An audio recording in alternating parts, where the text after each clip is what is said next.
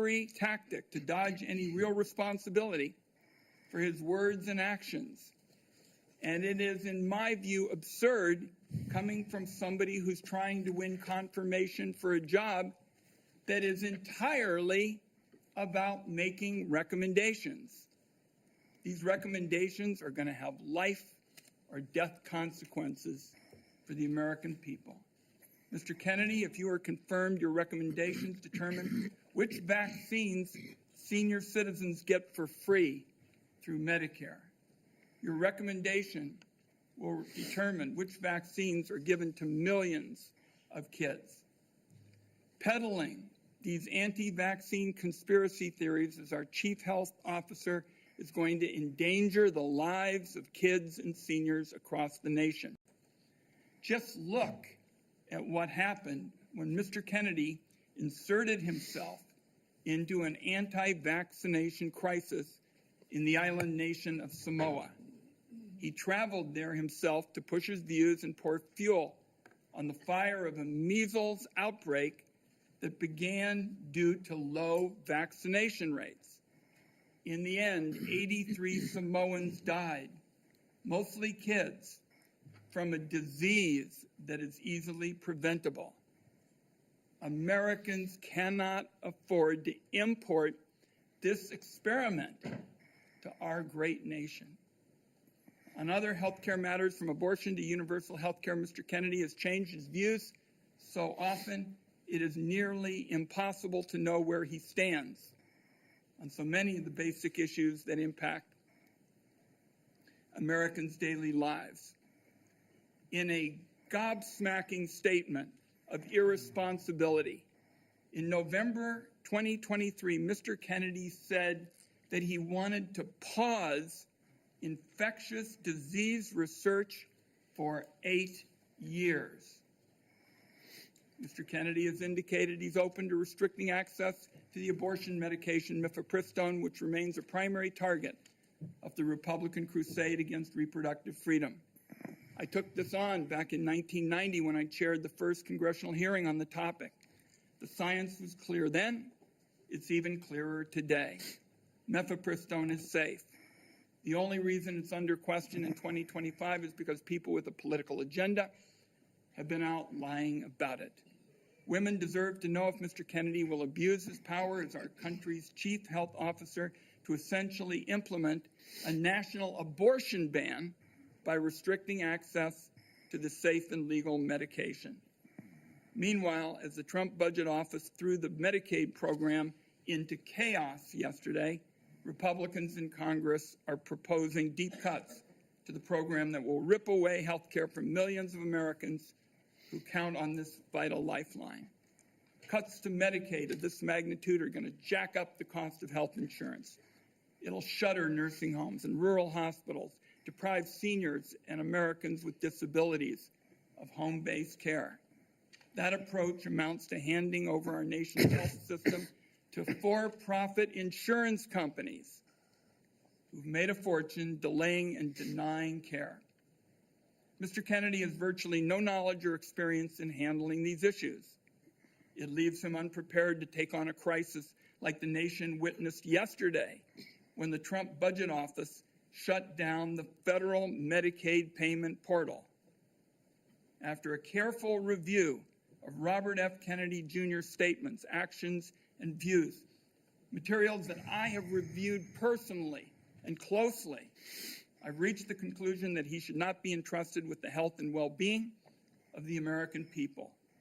When he's taken every side of every issue, how can this committee and the American people believe he has anything to say? Let me close by saying I believe more strongly than ever, and I have specialized in health care during my time in public service, that we're a turning point with regard to health care in America. If there's one word to describe Americans' feelings towards the health care system, it's disillusioned. At every single turn, people feel like they're rolling a load of dice, loaded dice, when they try to get health care. Americans are justifiably angry, fed up, and tired of a system that puts profits over patients. Instead of debating meaningful ways to improve Americans' health care, Now the committee is being forced to relitigate settled science about vaccines and whether or not the federal government should help Americans get affordable health care. I know where Democrats on this Finance Committee stand when it comes to an agenda to lower costs and improve care. I must say, I cannot say the same about the nominee sitting in front of me. And let me acknowledge, finally, Mr. Chairman, Terry Mills from Portland, Oregon, who is here to represent Nurses for America, and I'd like to enter a statement from her organization into the record at this time. Thank you, Mr. Chairman. Without objection. Thank you, Ranking Member Wyden. Mr. Kennedy, in a few moments you will be given the opportunity to make your opening statement and respond to these attacks and other questions that the members of this committee have. I would say that with regard to the attack on Medicaid that we just heard, that was a false attack. It's been proven false overnight. The Medicaid portal is operating efficiently today and was never intended to be shut down. Would gentleman yield, since he's mentioned my name? There was a significant amount of time yesterday where there was bedlam across the country over the status of the Medicaid portals. I hope it's being corrected, but there were problems all through the day. There certainly were attacks yesterday. The problem has been clarified and the Medicaid portal is fully operational as we speak. Mr. Kennedy, before I turn the time over to you to share your opening statement, I would like to give you a brief introduction. The son of Senator Robert F. Kennedy and nephew of President John F. Kennedy, Robert Kennedy Jr. has been an advocate for consumers since 1985. After graduating from Harvard University, Mr. Kennedy studied at the London School of Economics and received his law degree from the University of Virginia Law School and a master's degree in environmental law from Pace University. He has founded 2 advocacy groups and has spent the last 40 years working to restore and protect children's health. He was a former independent candidate in the 2024 presidential election, and President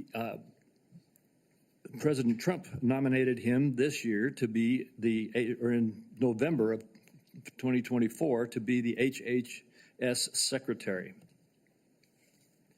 In announcing his nomination, President Trump stated, "Mr. Kennedy will restore these agencies to the traditions of gold standard scientific research and beacons of transparency and end the chronic disease epidemic and make America great and healthy again." Before you give your opening statement, Mr. Kennedy, I have 4 obligatory questions that we ask all nominees before this committee. First, is there anything that you are aware of in your background that might present a conflict of interest with the duties of the office to which you have been nominated? All right. No, Mr. Chairman. Thank you. Do you know of any reason, personal or otherwise, that would in any way prevent you from fully and honorably discharging the responsibilities of the office to which you have been nominated? No, I do not. Do you agree without reservation to respond to any reasonable summons to appear and testify before any duly constituted committee of Congress if you are confirmed? Yes, I do. And finally, do you commit to providing a prompt response in writing to any questions addressed to you by any senator of this committee? Yes, I do. Thank you, Mr. Kennedy. And before you begin, if you would like to, you may introduce your wife and children. Yes. My wife, Cheryl Hines, is here. My daughter, Kit Kennedy, my son, Bobby Kennedy, his wife, Amaryllis Fox Kennedy, and my nephew, Jackson Hines, is here, too. We welcome you all. Thank you. You may proceed with your statement. Thank you, Mr. Chairman. Chairman Crapo, Ranking Member Wyden, and members of this distinguished committee, I'm humbled to be sitting here today as President Trump's nominee to oversee the U.S. Department of Health and Human Services. I want to thank President Trump for entrusting me to deliver on his promise to make America healthy again. I also want to thank Cheryl and Kik and Bobby and all of my other children who are here today and all the many members of my large extended family for the love that they have so generously shared. Ours has always been a family that has been involved in public service, and I look forward to continuing that tradition. My journey into the issue of health began with my career as an environmental attorney, working with hunters and fishermen and mothers in the small town in the Hudson Valley and along the Hudson River. I learned very early on that human health and environmental injuries are intertwined. The same chemicals that kill fish make people sick also. Today, Americans' overall health is in grievous condition. Over 70% of adults and a third of children are overweight or obese. Diabetes is 10 times more prevalent than it was during the 1960s. Cancer among young people is rising by 1 or 2% a year. Autoimmune diseases, neurodevelopmental disorders, Alzheimer's, asthma, ADHD, depression, addiction, and a host of other physical and mental health conditions are all on the rise, some of them exponentially. The United States has worse health than any other developed nation, yet we spend more on health care, at least double, and in some cases triple, as other countries. Last year, we spent $4.8 trillion, not counting the indirect costs of missed work. That's almost a fifth of GDP. It's tantamount to a 20% tax on the entire economy. No wonder America has trouble competing with countries that pay a third of what we do for health and have better outcomes and a healthy workforce. But I don't want to make this too much about money. It's the human tragedy that moves us to care. President Trump has promised to restore America's global strength and to restore the American dream, but he understands we can't be a strong nation when our people are so sick. A healthy person has 1,000 dreams. A sick person has only one. Today, over half of our countrymen and women are chronically ill. When I met with President Trump last summer, I discovered that he has more than just concern for this tragic situation, but genuine care. President Trump is committed to restoring the American dream, and 77 million Americans delivered a mandate to him to do just that, due in part to the embrace and elevation of the Make America Healthy Again movement. This movement, led largely by Maha moms from every state, you can see many of them behind us today, and in the hallways and in the lobbies, is one of the most transcendent and powerful movements I've ever seen. I promise President Trump that if confirmed, I will do everything in my power to put the health of Americans back on track. And I've been greatly heartened to discover a deep level of care among members of this committee, too, both Democrats and Republicans. I came away from our conversations confident that we can put aside our divisions for the sake of a healthier America. For a long time, the nation has been locked in a divisive healthcare debate about who pays. Well, when healthcare costs reach 20%, there are no good options, only bad ones. Shifting the burden around between government and corporations and insurers and providers and families is like rearranging deck chairs on the Titanic. Our country will sink beneath a sea of desperation and debt if we don't change the course and ask, why are healthcare costs so high in the first place? The obvious answer is chronic disease. The CDC says 90% of healthcare spending goes toward managing chronic disease, which hits lower-income Americans the hardest. The president's pledge is not to make some Americans healthy again, but to make all of our people healthy again. There is no single culprit in chronic disease. Much as I have criticized certain industries and agencies, President Trump and I understand that most of their scientists and experts genuinely care about American health. Therefore, we will bring together all stakeholders in pursuit of this unifying goal. Before I conclude, I want to make sure the committee is clear about a few things. News reports have claimed that I'm anti-vaccine or anti-industry. I am neither. I am pro-safety. We'll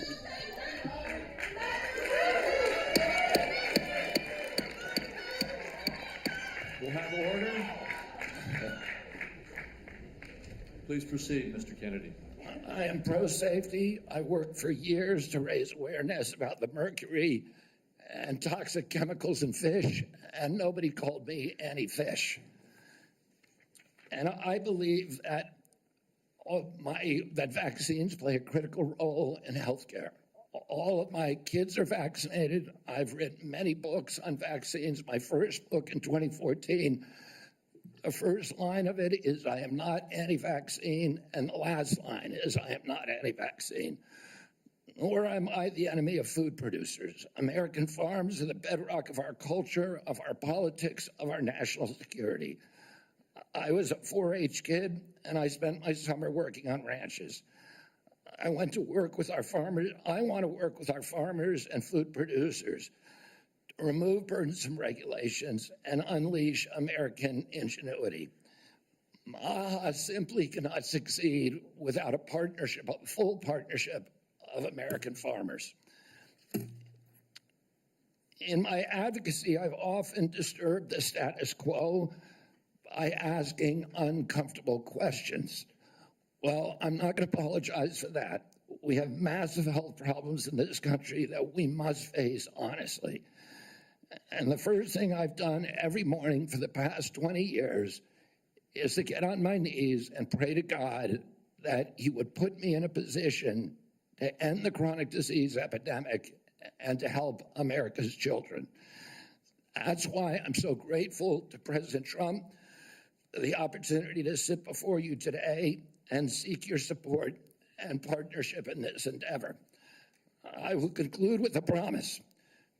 The members of this committee, to the President, and to all the tens of millions of parents across America, especially the moms, who have propelled this issue to center stage. Should I be so privileged as to be confirmed, we will make sure our tax dollars support healthy foods. We will scrutinize the chemical additives in our food supply. We will remove financial conflicts of interest from our agencies.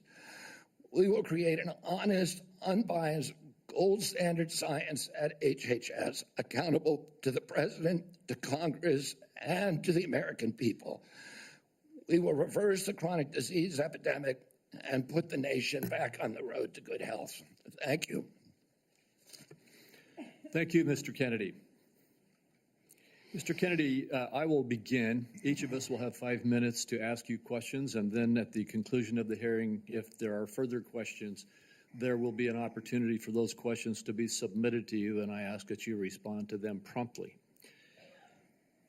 Mr. Kennedy, you have emphasized the importance of nutrition in preventing and managing chronic disease, improving health outcomes, and reducing health costs. I share your interest in the relationship between our diet and our well-being. And if confirmed, I look forward to partnering with you on those efforts. Would you share with the committee why you are passionate about the nutrition-oriented disease prevention and what you have learned? Yes, Mr. Chairman. I had 11 brothers and sisters. I had dozens of first cousins. I was raised in a time where we did not have a chronic disease epidemic. When my uncle was president, 2% of American kids had chronic disease. Today, 66% have chronic disease. We spend zero on chronic disease during the Kennedy administration. Today, we spend $4.3 trillion a year. With 77% of our kids cannot qualify for military service. When I was a kid, the typical pediatrician would see one case of diabetes in his or her lifetime, 40 or 50-year career. Today, 1 out of every 3 kids who walks through her office door is diabetic or pre-diabetic.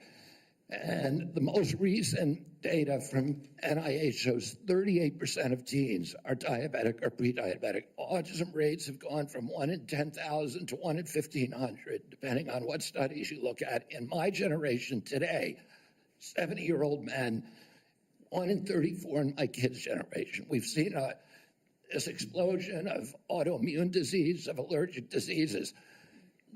This is not just a economic issue. It's not just a national security issue. It is a spiritual issue, and it is a moral issue. We cannot live up to our role as an exemplary nation, as a moral authority around the world, and we're writing off an entire generation of kids. Thank you very much. And if confirmed, how could we work together to integrate nutrition-based interventions into our healthcare programs like Medicaid and Medicare? Well, there are many ways that we can do that. A federal funding of the SNAP program, for example, and of school lunch programs could be a driver for helping kids. We shouldn't be giving 60% of the kids in school processed food that is making them sick. We shouldn't be spending 10% of the SNAP program on sugared drinks. So we have a direct ability to change things there. We also, in Medicaid and Medicare, we need to focus more on outcome-based medicine, on putting people in charge of their own health care, of making them accountable for their own health care so they understand the relationship between eating and getting sick. Most importantly, we need to deploy NIH and FDA to doing the research to understand the relationship between these different food additives and chronic disease so that Americans understand it and make sure that Americans are aware of it. I don't want to take food away from anybody. If you like a McDonald's cheeseburger, a Diet Coke, which my boss loves, you should be able to get them. If you want to eat Hostess Twinkies, you should be able to do that. But you should know what the impacts are on your family and on your health. Thank you. Senator Wyden. Thank you very much, Mr. Chairman. Before I begin my questions, I'd like to start by entering into the record a letter the committee received from Ambassador Carolyn Kennedy outlining what she believes is Mr. Kennedy's lack of personal fitness for the office. Without objection. Mr. Kennedy, you have spent years pushing conflicting stories about vaccines. You say one thing and then you say another. In your testimony today under oath, you denied that you were anti-vaccine. But during a podcast interview in July of 2023, you said, quote, "No vaccine is safe and effective." In your testimony today, in order to prove you're not anti-vax, you note that all your kids are vaccinated. But in a podcast in 2020, you said, and I quote, "You would do anything, pay anything to go back in time and not vaccinate your kids." Mr. Kennedy, all of these things cannot be true. So, are you lying to Congress today when you say you are pro-vaccine? Or did you lie on all those podcasts? We have all of this on tape, by the way. Yeah, Senator, as you know, because it's been repeatedly debunked, that statement that I made on the Lex Friedman podcast was a fragment of the statement.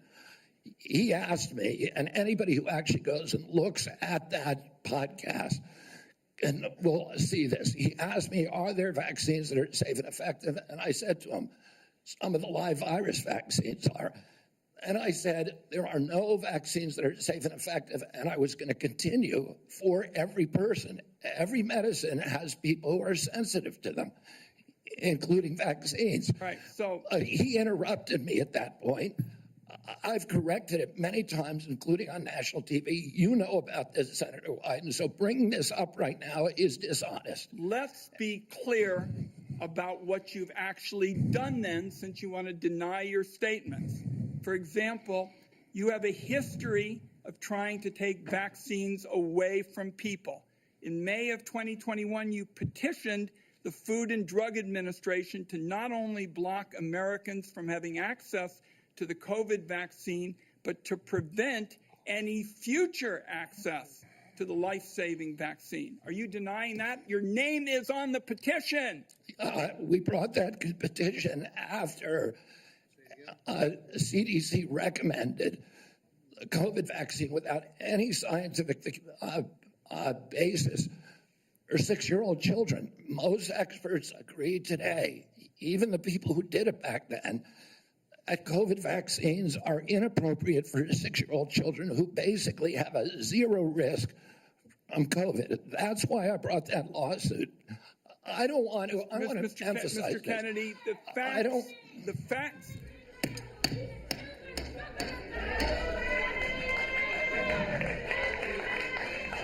The committee will be in order.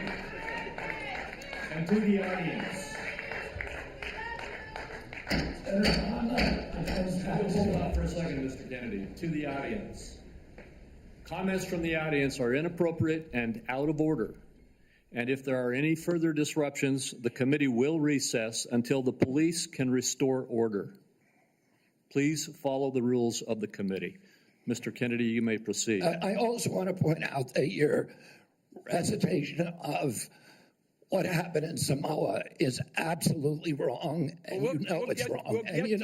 We'll get to that in a moment. Right now, we're talking about the petition that you filed to block Americans from having access to the vaccine and to prevent any future access to the vaccine.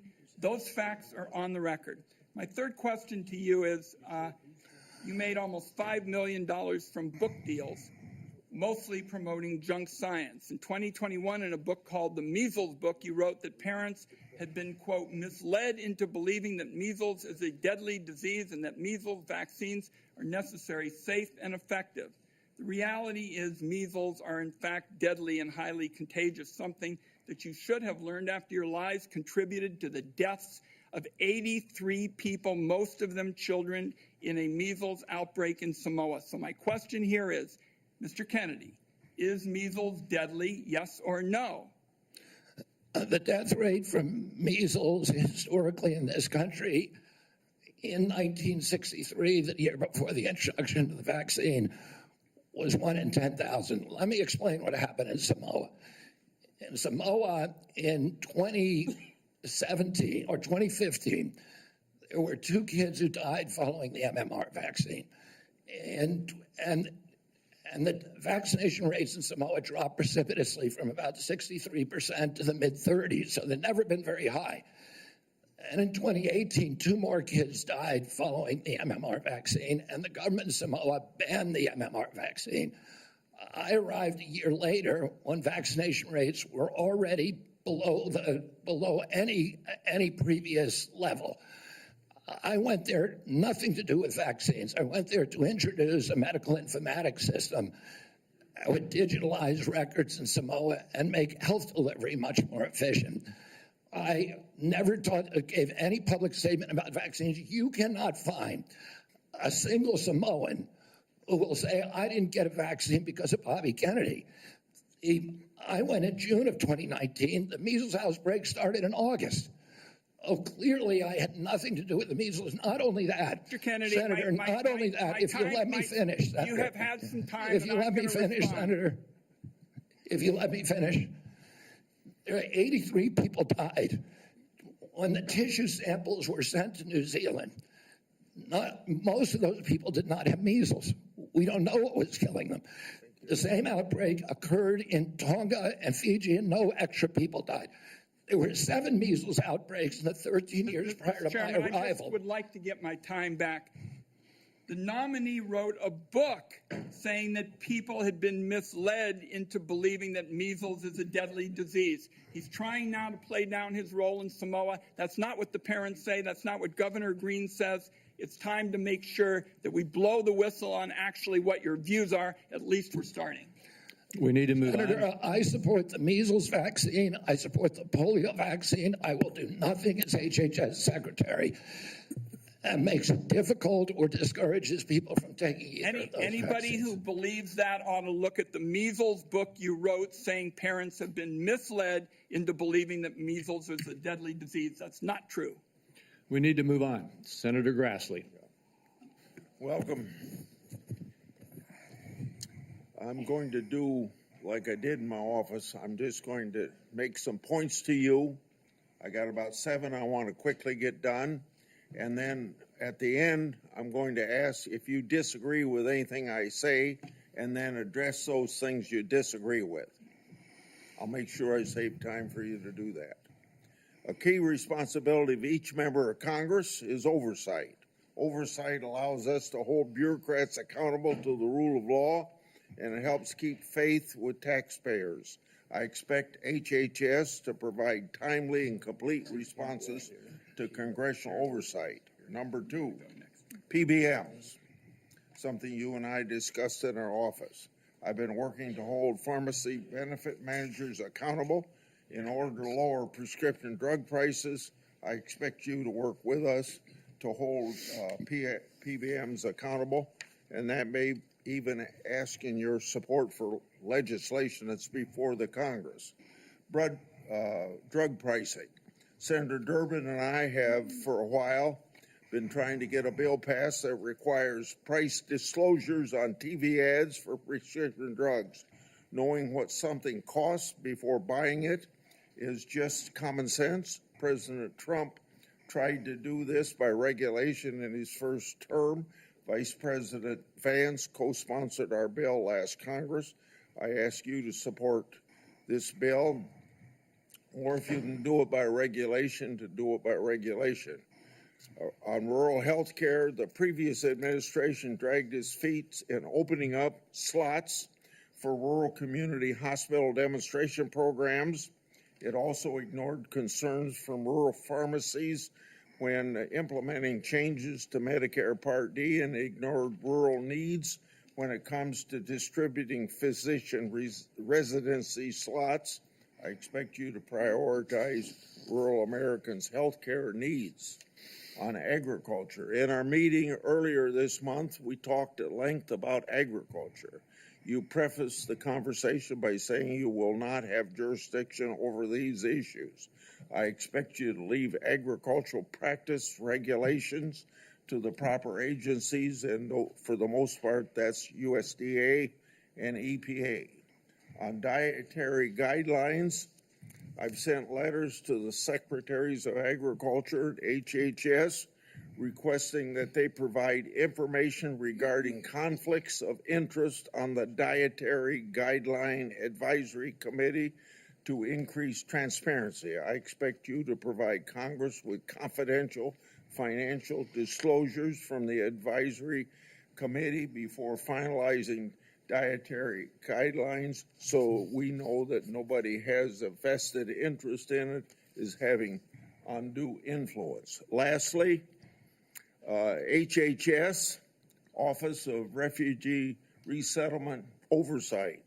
Last year, I expanded my investigation into HHS's Office of Refugee Resettlement. I wrote 24 contractors and grantees whose job it is to place unaccompanied children with sponsors. In many cases, children have been placed with improper vetted sponsors, placing them at risk of trafficking. The Biden administration's HHS directed these taxpayer-funded contractors and grantees to not respond to my inquiry. This is obstruction by the executive branch. I expect you to produce to me the records and data I've requested and instruct HHS contractors to fully cooperate with my investigation. I also expect HHS to not retaliate against any whistleblowers, including those who identify ORR's failures in vetting sponsors of unaccompanied. You got 45 seconds to respond if you want to. I agree with all of those provisions, Senator. My approach to administration HHS will be radical transparency. If members of this committee or other members of Congress want information, the doors are open. I've spent many years litigating against NIH and its sub-agencies. HHS and its sub-agencies, NIH, CDC, FDA, on FOIA issues, trying to get information that we, the taxpayers, paid for, and oftentimes getting back redacted copies after a year or 2 years of litigation. That should not be the case. And if Congress asks me for information, you will get it immediately. Thank you. Thank you. Senator Cantwell is next, but until she returns, I will move on to down the list, and that would be Senator Cornyn. Mr. Kennedy, welcome to you and your family, and congratulations. I appreciate Senator Grassley raising the issue of the Office of Refugee Resettlement within the auspices of Health and Human Services. I think this may surprise people, but that's actually the responsibility of HHS, the Office of Resettlement Relocation. Under the previous administration, as Senator Grassley alluded, there were roughly 500,000 children, unaccompanied minors, that were placed with sponsors in the interior of the United States. The previous administration took the position that it was not the federal government's responsibility once these children were placed with these sponsors. But the New York Times, in a series of investigative stories, pointed out that tens of thousands of these children, when they tried to follow up and find out how they were doing, whether they were going to school, whether they were being trafficked or abused, there was no answer, and they took the position it was not their responsibility. So I look forward to working with you to find those children and to make sure that they're not being abused. Millions of Americans are experiencing mild to moderate mental health and substance abuse issues, yet many struggle with timely and effective access. Primary care physicians are most likely to be seeing these individuals as opposed to a specialist, and it makes it important that these individuals, primary care physicians, be trained in patient-centered care, which would strengthen the integration of behavioral health care with primary care services. Is this something that you are concerned about, something you'd be willing to work with us on in order to implement? Yes, Senator, and let me just reassure you that President Trump has personally spoken to me about locating those 300,000 children who disappeared over the last 4 years. I don't think anybody has a fully accurate number, but it's hundreds of thousands, I agree. And many of them we know have been sex trafficked and childhood slavery, and it is a blight on America's moral authority, and we need to find those kids. In terms of addiction services and substance abuse services, this is a priority for me. It was a priority for me when I was running for president during my campaign. I was a heroin addict for 14 years. I've been 42 years in recovery. I go to 12-step meetings every day, so I hear the stories every day. And I hear the many stories about denial of, or the barriers to access to care. And we need to improve that. And to answer specifically to your question, I think we can do that through GME, which is a program that is funded by HHS, that is the largest funder for medical school students. And that's one of the things for primary care physicians should understand addiction care. Addicts almost always go through a cycle where there is a moment where they hit periodic bottoms where they're ready to go into treatment. But it's fleeting and it's momentary. And we have that opportunity to save their lives. And then if we miss that little short window, they're off to the races again. I appreciate your answer. Our time is short. Let me get to one more question that I think is very important. Under the first Trump administration, the number of people receiving HIV treatment in Africa through the President's Emergency Plan for AIDS Relief, otherwise known as PEPFAR, it increased, this is during the first Trump administration, from 13 million people to 18 million people across 50 countries, primarily in Africa. Africa has about 1.3 billion people today, or in 2021. It's projected to have 2.5 billion people by 2050, or 25% of the global population. In 2020, PEPFAR reported that 2.8 million babies were born without HIV. That was something that would not have happened but for the PEPFAR program. So it has simply been one of the most successful public health programs in the world and saved approximately 26 million lives. failure to continue this program, in my view, would risk ceding that leadership to adversaries like China. And I'd like to know whether you support the objectives and goals of PEPFAR, and would you work with me and my colleagues to make sure that this program continues to provide life-saving antiviral drugs to people who are most in need? I absolutely support PEPFAR, and I will happily work with you to strengthen the program. Thank you. Senator Bennett. Thank you, Mr. Chairman. Thank you, Mr. Kennedy, for being here this morning. And I think that, Mr. Chairman, we are truly through the looking glass this morning here in the U.S. Senate, and this committee is being asked to fulfill a really important responsibility, which is to decide whether to confirm Mr. Kennedy to one of the most important health care jobs in America.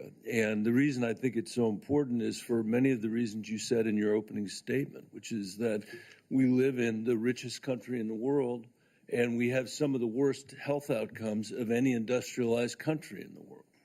We live in the richest country in the world, and we have some of the lowest life expectancy rates of anybody in the industrialized world. I was a school superintendent before I was in this job, Mr. Chairman, and I can tell you that Mr. Kennedy's right, that when I look at the kids in the Denver public schools, if we don't change the way we eat in this country, 40% of them are going to suffer adult diabetes as a result of their diet. And we're, as I said, spending more than any other country in the world, and our families, every single person's constituents in this Senate are facing chronic shortages when it comes to health care. My friend from Texas, Senator Cornyn, has been a champion on mental health care. We have an epidemic, as he knows, across this country in mental health care, partly because of what the massive social media platforms that were sitting behind the President of the United States have inflicted on our children for their profit in the last decade or so. So we have no shortage of challenges to confront, and I even agree with some of the diagnosis of Mr. Kennedy. What is so disturbing to me is that out of 330 million Americans, we're being asked to put somebody in this job who has spent 50 years of his life not honoring the tradition that he talked about at the beginning of this conversation, but peddling in half-truths, peddling in false statements, peddling in theories that, create doubt about whether or not things that we know are safe are unsafe. Not that every vaccine in America is unsafe, not that you can't possibly have an adverse reaction, but that parents and children in my old school district and school districts all over this country would be better off not getting vaccinated than getting vaccinated. Unlike his own children who were vaccinated, unlike the people he invited to his house in Los Angeles for their party who were vaccinated. For everybody else, it's about peddling these half-truths. And he says it with such conviction that you want to believe him. And Mr. Kennedy, I just have there are many, many things in the record, but I hope that you could answer these questions yes or no. I've tried to ask these in a manner that's faithful to what you actually said, because I didn't want to have a debate about whether you actually said them. So I'm asking you yes or no, Mr. Kennedy. Did you say that COVID-19 was a genetically engineered bioweapon that targets black and white people, but spared Ashkenazi Jews and Chinese people? I didn't say it was deliberately targeted. I just quoted an NIH-funded and NIH published study. Did you say that it targets black and white people but spared Ashkenazi Jews? I quoted a study, Your Honor. I quoted an NIH study that showed that. I'll take that as a yes. I have to move on, I have to move on. Did you say that Lyme disease is highly likely a materially engineered bioweapon? I made sure I put in the highly likely. Did you say Lyme disease is a highly likely militarily engineered bioweapon? I probably did say that. Did you say that? And that's what the developer of I Line want all of 2 our said. colleagues to hear it, Mr. Kennedy. I want them to hear it. You said yes. Did you say that exposure to pesticides causes children to become transgender? No, I never said that. Okay, I have the record that I'll give to the chairman, and he can make his judgment about what you said. Did you write in your book, and it's undeniable, that African AIDS is an entirely different disease from Western AIDS? Yes or no, Mr. Kennedy? I'm not sure if I made that. Okay, I'll give it to the chairman, Mr. Kennedy. And my final question, did you say on a podcast, and I quote, "I wouldn't leave abortion, to the states. My belief is we should leave it to the woman. We shouldn't have the government involved, even if it's full term." Did you say that, Mr. Kennedy? Senator, I believe that every abortion is a tragedy. Did you say it, Mr. Kennedy? This believe- matters. It doesn't matter what you come here and say that isn't true, that's not reflective of what you really believe, that you haven't said over decade after decade after decade, because unlike other jobs we're confirming around this place, this is a job where it is life and death for the kids that I used to work for in the Denver public schools and for families all over this country that are suffering from living in the richest country of the world that can't deliver basic health care and basic mental health care to them. It's too important for the games that you're playing, Mr. Kennedy. And I hope my colleagues will say to the president, I have no influence over him. I hope my colleagues will say to the president, out of 330 million Americans, we can do better than this. Thank you. We need to move on. Senator Cassidy. Mr. Kennedy, President Trump has sworn to protect Medicare. Republicans are exploring reforms to Medicaid that could help pay for Trump administration priorities. With this context, what will you do about dual eligibles? About, Dual eligibles. well, dual eligibles are not right now served very well under the system. Those are people who are eligible for both Medicaid and Medicare.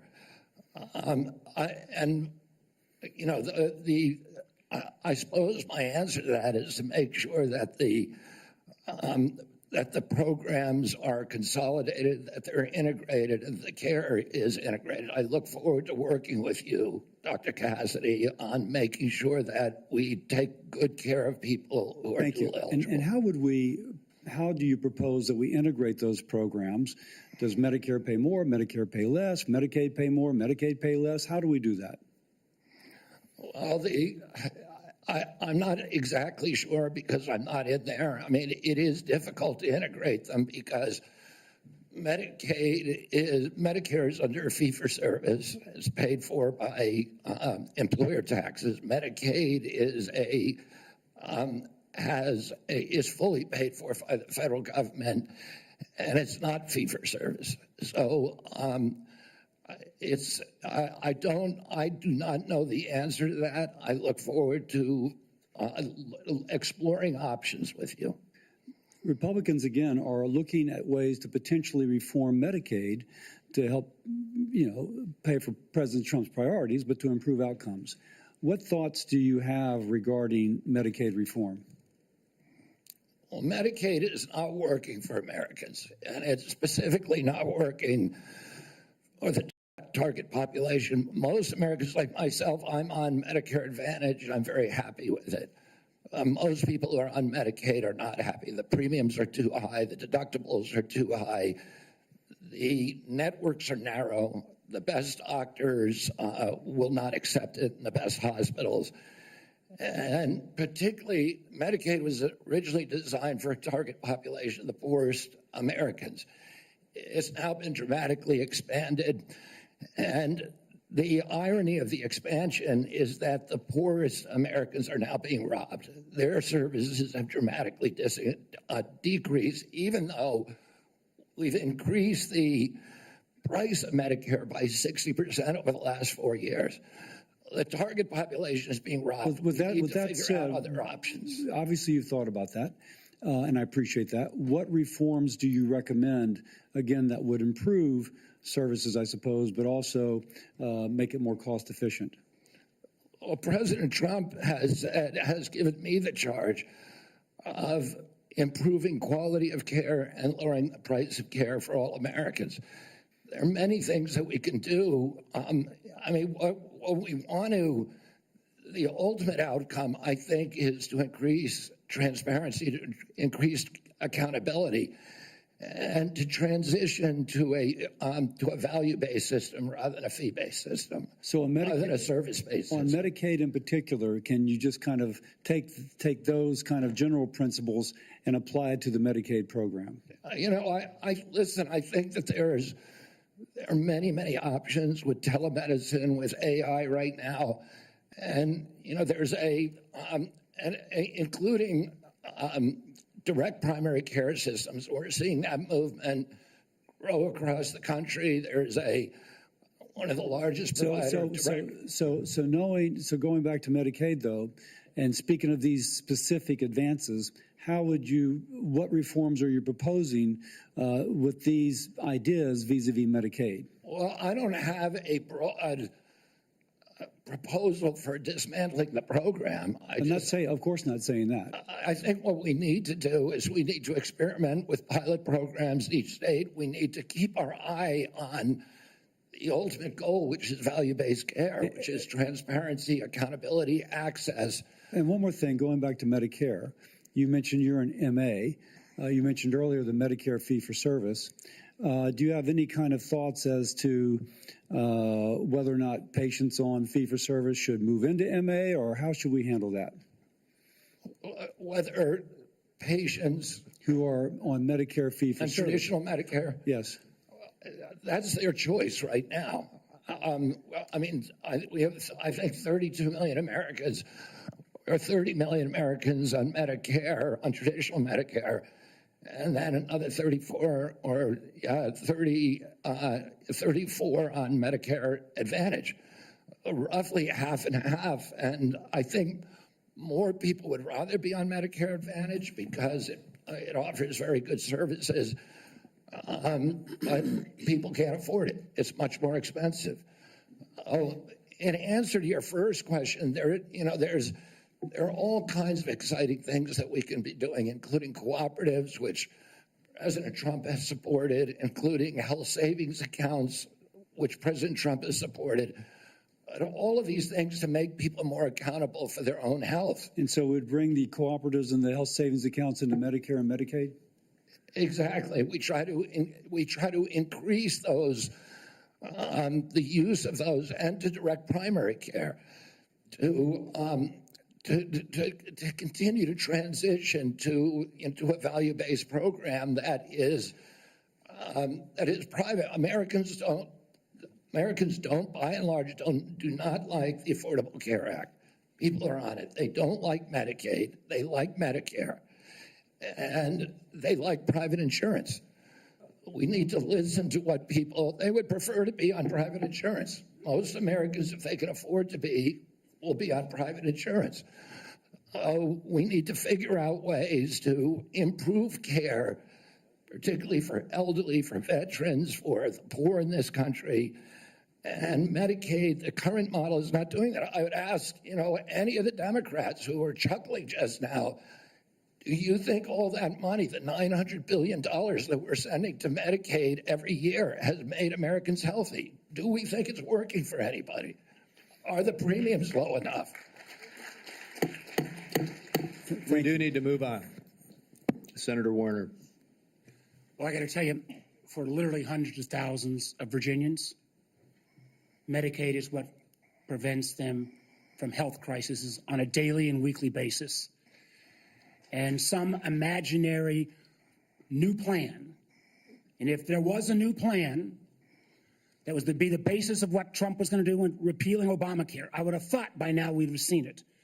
I got to tell you, listen, Senator, can I reply to that? Senator, Mr. Kennedy, I got questions. I appreciate our visit. I know you take your views seriously, and I don't reflexively vote. I voted for 4 of President Trump's nominees already. Got a lot of grief from folks on this panel. But I got to tell you, I saw an email that you put out Monday night, or your campaign did, in a fundraising email. Your presidential campaign celebrated that the freeze on all new regulations, guidance, and announcements is a way to protect unelected bureaucrats from further undermining our health freedom. Then you ask your donors to help pay for your campaign debt. Did your campaign and you put out that? I don't think my campaign exists anymore. All right, well, listen, I got to tell you this. Somebody's out there soliciting money for it. Maybe you ought to find out who is. So the fact that you celebrate this freeze, do you think that was a good idea to put all of this on hold for 90 days? Funding and any kind of further work? NIH research? As Chairman Crapo pointed out. I'm not asking for, I love Mike Crapo. I'm asking you. You're up very, very important position. As he pointed out, Senator, the portals that were closed were not closed as a result of the Trump administration. Let me just tell you, I'd like you to explain, excuse me, sir, I'd like you to explain to a domestic violence center in Richmond that's saying because this freeze, they may have to close down, where those battered women to go. Or a rural nonprofit I've got in the Shenandoah Valley who's saying that freeze is going to potentially shut down their ability to operate. So I guess if you deny or don't know what your campaign's sending out, you don't know if you raised a lot of money Monday night with I'm saying that the Trump administration you don't know if you raised a lot of money. The Trump administration has made clear that it does not want to freeze benefits for any Americans under Medicaid or Medicare, and I do not want to dismantle Medicaid. The freeze is affecting beyond Medicare and Social Security. I would hope you would have known that to be able to answer some of this. Now, you've said publicly you want to immediately get rid of 600 NIH workers on day one. When we had our meeting, you said you'd actually like to get rid of 2,200 people from HHS.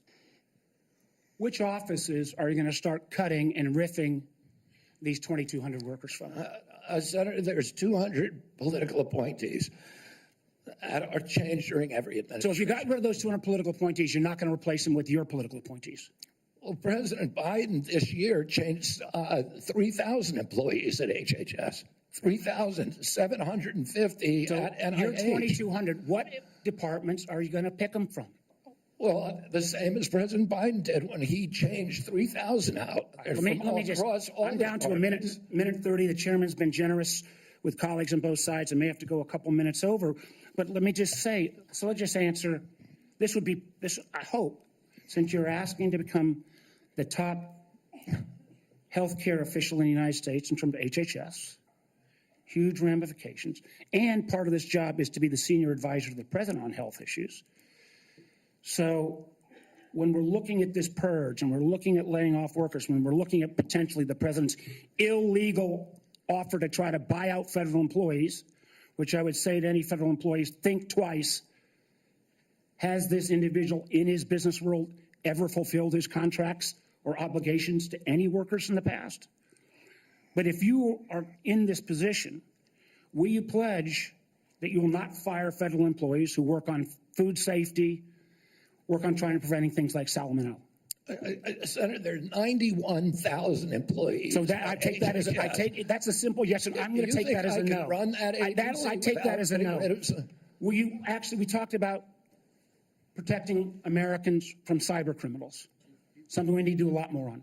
Will you commit not to fire anyone in the health arena who currently works on protecting Americans from cyber attacks in their healthcare files? I will commit to not firing anybody who's doing their job.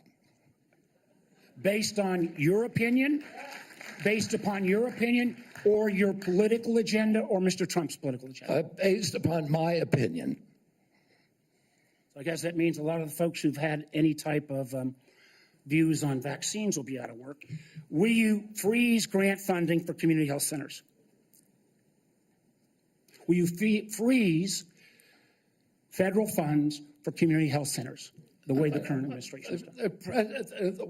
The White House has made clear that no funds are going to be denied to any American for benefits in any program. Do you know what happens at community health centers? Those are direct. Are you talking about the Indian health centers? No, I'm talking about community health centers across the country. I understand that. I mean, I strongly So you're going to support- excuse Indian health centers, which is good, but others are not. They're going to get their funds frozen. I strongly support community health centers, as does the president. He So does that not mean want- you're not going to freeze the funding that is currently frozen? The White Or you House won't has unfreeze made it? clear that none of that funding is supposed to be frozen. Sir, the direct payments are different than how the government operates. We fund the federal government down to community health centers. As a former governor, there's lots and lots of state programs that are related to health care that come from the federal government. They come down to the state, then it goes to local programs. All of those don't directly pay out $1 at a time, but they come from federal funding. They are all, even though they keep changing the guidance on a minute-by-minute basis, based upon 9:45 or 10:30 or 10:45, whatever time it is today, those funds are still frozen. Sir, I just honestly, I want to give you a fair shot, but I don't feel like you approach this job with the knowledge and candidly your willingness not to commit. Try to recommend to the president to make sure these funds are unfrozen and that people's lives are at stake is a very disappointing answer. Thank you, Mr. Chairman. Senator Langford. Chairman, thank you. Mr. Kennedy, it's good to see you again. We had some great visits in my office. We've done some follow-up calls to be able to go through. You and I have talked about 100 different issues and backgrounds and things. You've been able to address a lot of them today and just different questions to be able to clear up social media rumors and the things that are out there on it. So I do appreciate that. We've talked about pharmacy benefit managers. We've talked about the nursing home rule the Biden administration put down. We talked about your views on agriculture and commercial and row crop agriculture. We've talked about food issues, and you made it very, very clear. You're not going to tell Americans what to eat, but you do want Americans to know what they're eating. And I think that's a pretty fair perspective on that. I do want to talk to you about some areas that you and I have talked about as well. We have some disagreements, you and I, on the issue of life and when life begins on that. You've been very outspoken on that, and we've had some good opportunities to be able to talk about that. Title 10 is specifically in the HHS area. This has been an area that has been interpreted for a long time, and President Trump in the first administration interpreted that rule to say that his administration will prohibit the performance, referral for, or promotion of abortion as a part of the Title 10 program. That he made that very clear in the first administration. Obviously, that's his decision to make again on that, on how he wants to handle that, and he's made a lot of public statements on that. The Biden administration not only reversed that, not only rescinded that rule, but they went one step the other direction. In my state, in Oklahoma, as you and I have talked about, the Biden administration cut off funding to the state of Oklahoma for AIDS testing, for breast cancer screening, and for other areas of poverty health care because my state didn't promote abortion. It wouldn't provide. If my state wouldn't promote abortion in the state, we got cut off for federal funds for AIDS testing and for other things. My simple question to you is, how are you going to handle Title 10 on that? I saw how President Biden handled that in the punitive measures that came on my state for those that are in rural health care. How are you going to handle Title 10? I'm going to support President Trump's policies on Title 10. I agree with President Trump that every abortion is a tragedy.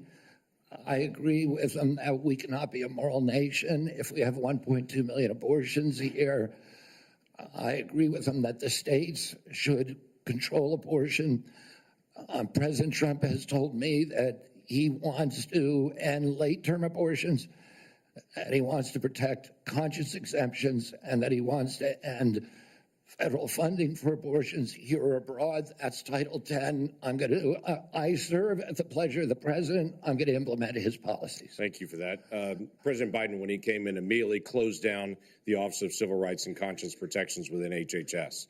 There's a statement that's come out recently that he's going to reopen that office again to be able to protect the civil rights of Americans. One of the things that Javier Becerra did immediately when he came into HHS was conscience protections for medical professionals that were being compelled against their conscience to perform medical procedures that violated their conscience.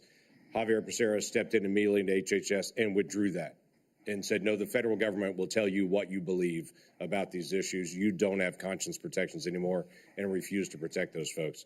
Will you step in and say that healthcare individuals have the right of conscience again, as the federal law allows? Yeah, I mean, the first thing that occurs to me when you ask that question is what patient would want somebody doing a surgery on them that believes that with the surgeries against their conscience being forced to perform that. I don't know anybody who would want to have a doctor performing a surgery that the doctor is morally opposed to. Listen, I came from a family that was split on life and choice.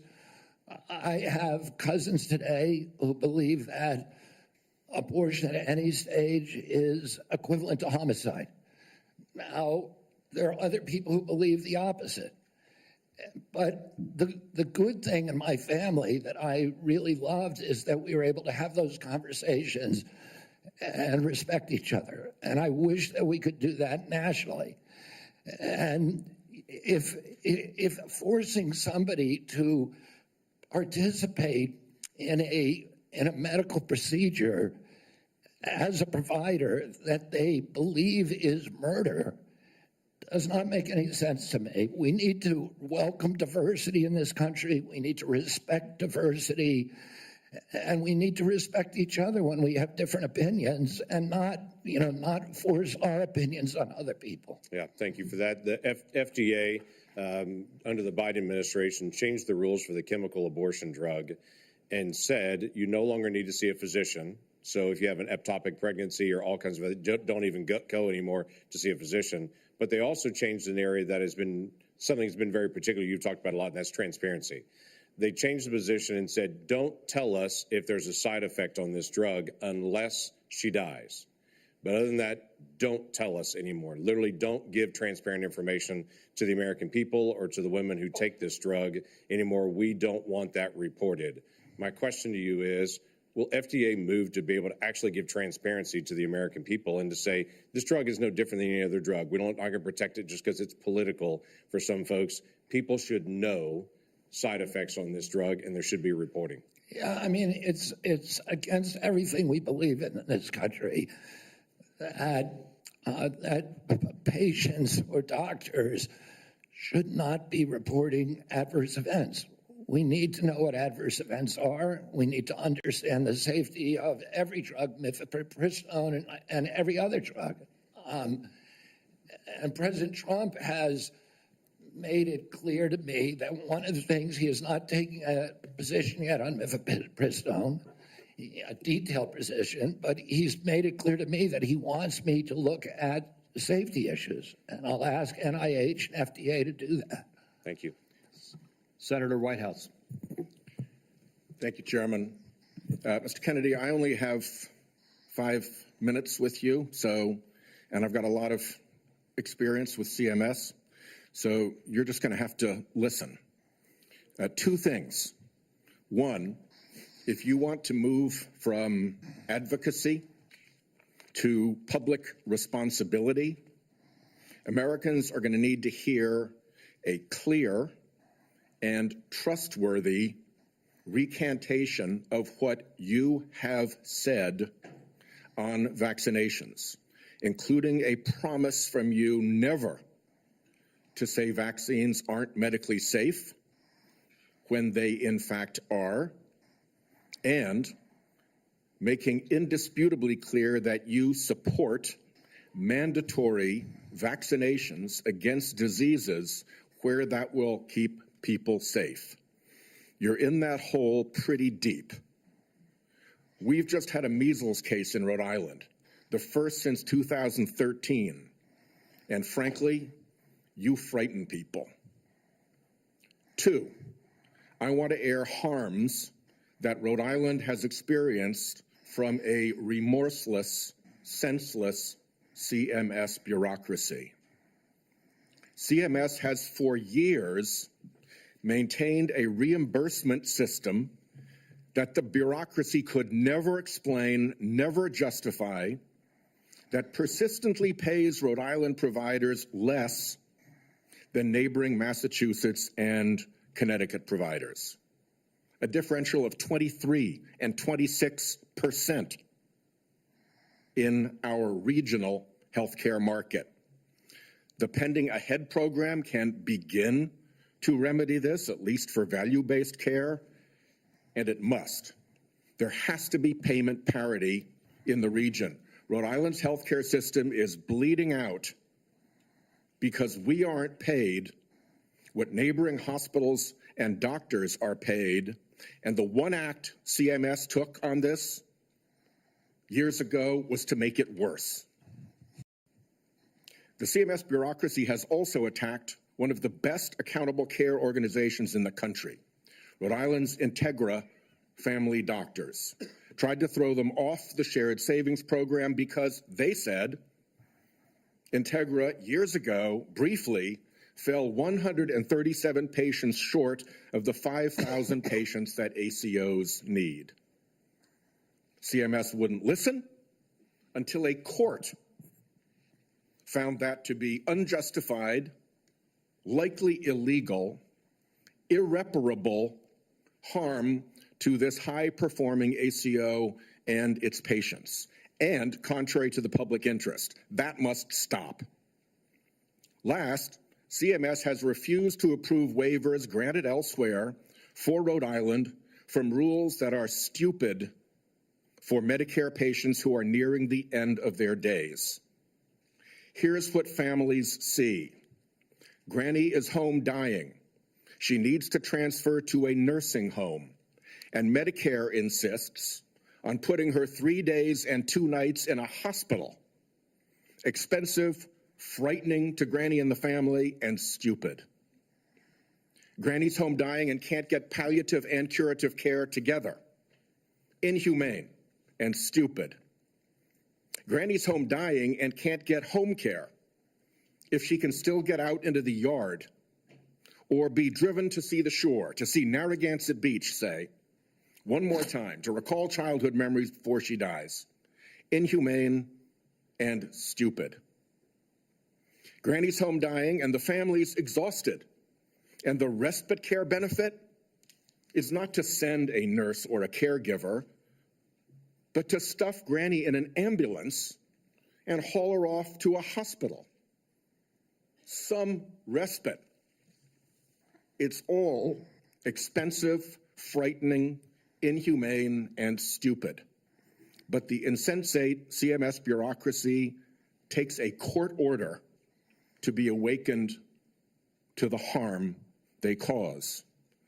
I have had enough. CMS should let Rhode Island try humane end-of-life care through CMMI. Let's see if it works at a state. I bet it will save money, serve families better at a very, very delicate time, and perhaps even make a model for better health care everywhere. I've said a lot. My time is out. You're welcome to respond in writing. I ask unanimous consent that the order declaring CMS's actions to constitute irreparable and illegal harm be put into the record.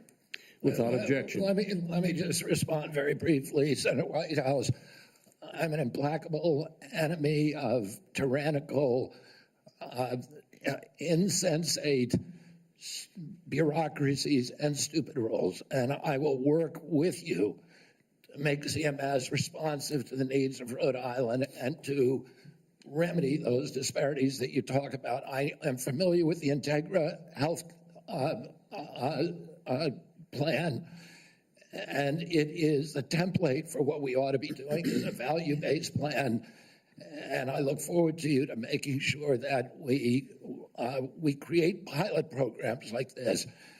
Unfortunately, Mr. Chairman, around the country. Unfortunately, Mr. Chairman, one of the things I've learned in my tenure in the Senate is that a nominee saying that they're willing to work with me amounts to exactly zero. We need to get this fixed. Thank you. Well, I guess at that point, then, we will move on to Senator Daines. Mr. Chairman, thank you. Mr. Kennedy, I'm glad to see you here this morning. I listened to your opening remarks, and you mentioned that you want to make HHS the gold standard of science. I have found my engagements with you, both behind closed doors in my office, as well as listening to you publicly, to be very thoughtful and science-based. I applaud that. I thank you for that. And I realize this will likely be a very partisan vote on this committee and on the Senate floor. But let the record state there are 3 medical doctors on this side of the dais. I'm a chemical engineer. We believe in science. I'm thankful that you do too, and you made that comment in your opening remarks. I want to talk about agriculture for a moment. We talked about our common love for Montana. You've been to Montana many times. It's a wonderful state. A lot of folks have discovered it. They watch the show Yellowstone, and people are coming and moving into our state, but it's an amazing place. But as you know, agriculture is our top economic driver in Montana. We produce some of the highest quality crops, the best livestock in the country and the world. Our farmers and our ranchers are truly some of the most effective environmental stewards in ensuring we have a safe food supply chain in the world. I share your view that protecting the integrity and safety of our food supply is of utmost importance. I appreciate the research happening in places like Montana State University to help farmers produce resilient, healthy, and safe crops, as well as their agricultural practices. You mentioned you were a 4-H kid growing up. I think our 4-H kids and our FFA kids are some of the best kids in America. My question for you, Mr. Kennedy, is if confirmed, as I'm listening to my farmers and ranchers talk about the future, will you commit to working collaboratively with partners at USDA, at the relevant federal agencies, as well as our Montana farmers and ranchers before implementing any policy that might affect or impact food supply? Absolutely will make that commitment. I have, as I shared with you, a personal commitment and a long career working with farmers. I want to make sure I understand the very, very narrow margins, the slim margins that American farmers and ranchers are dealing with. And I don't want, under my watch, a single farmer to have to leave his farm for economic reasons or for regulatory or bureaucratic reasons while I serve, if I'm privileged to serve, to be confirmed as HHS Secretary. Even more important, President Trump has a very, very strong commitment to farmers. President Trump is probably historically in modern history the best farm president in our history. Farm income spiked for the first time in decades under his last administration.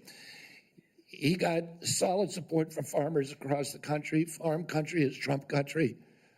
Farmers across the country supported him during this election. He has specifically instructed me that he wants farmers involved in every policy, and that he wants me to work with Brooke Rollins at USDA to make sure that we preserve American farmers, that all of our policies support them. Mr. Kennedy, thank you. And if confirmed, I look forward to having you and Brooke Rollins out to Montana to spend some time with you. our You have farmers. my commitment to come there anytime, particularly during ski season or hunting season. Deal. I want to shift gears for a moment.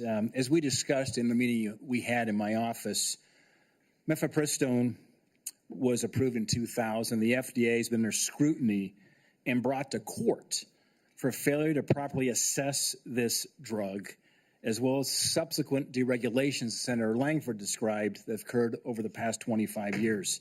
Some of these deregulations included ending the requirement that these drugs be prescribed by a doctor, ending reporting requirements for adverse events, and allowing these pills to be obtained through the mail. In fact, the FDA's own prescribing label mentioned that 3 to 5% of women taking this drug end up in the emergency room.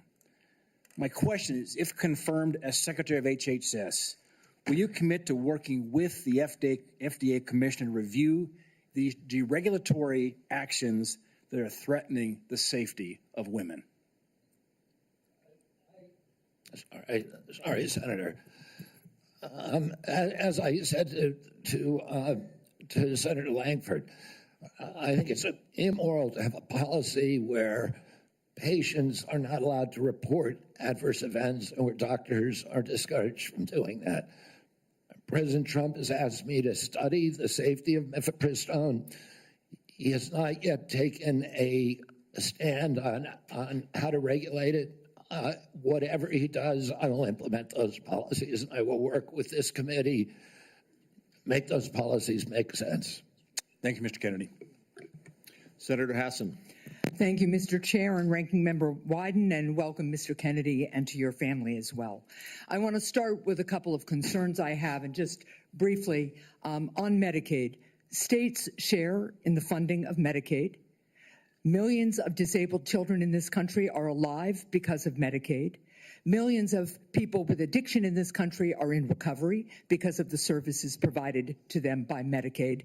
And millions of chronically ill people who, until Medicaid expansion was enacted, who couldn't get health care and therefore couldn't work because they were too sick, got health care through Medicaid expansion, then went back to work, and now they're on private insurance. So those are some facts about Medicaid that you might want to brush up on.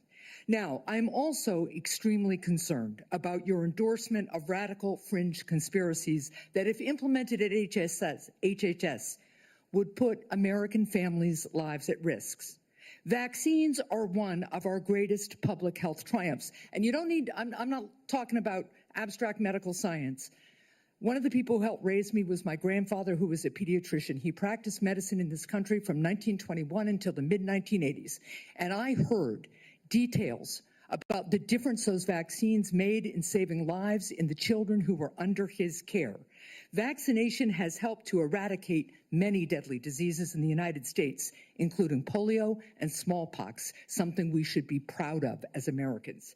I am extremely concerned that as Secretary, you would be able to halt critical vaccine research and to exploit parents' natural worries by advising them not to vaccinate their children. This will lead to more children getting sick, and some will even die. Before the measles vaccine, about 500 American children died a year from measles. This is too much of a risk for our country, and there is no reason that any of us should believe that you have reversed the anti-vaccine views that you have promoted for 25 years.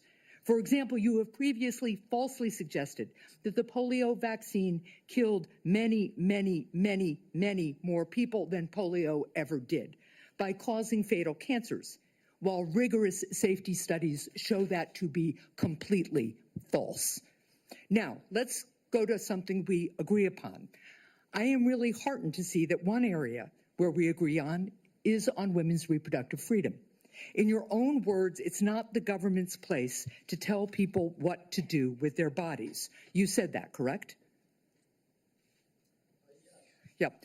Mr. Kennedy, in 2023, you came to New Hampshire and said, quote, "I'm pro-choice.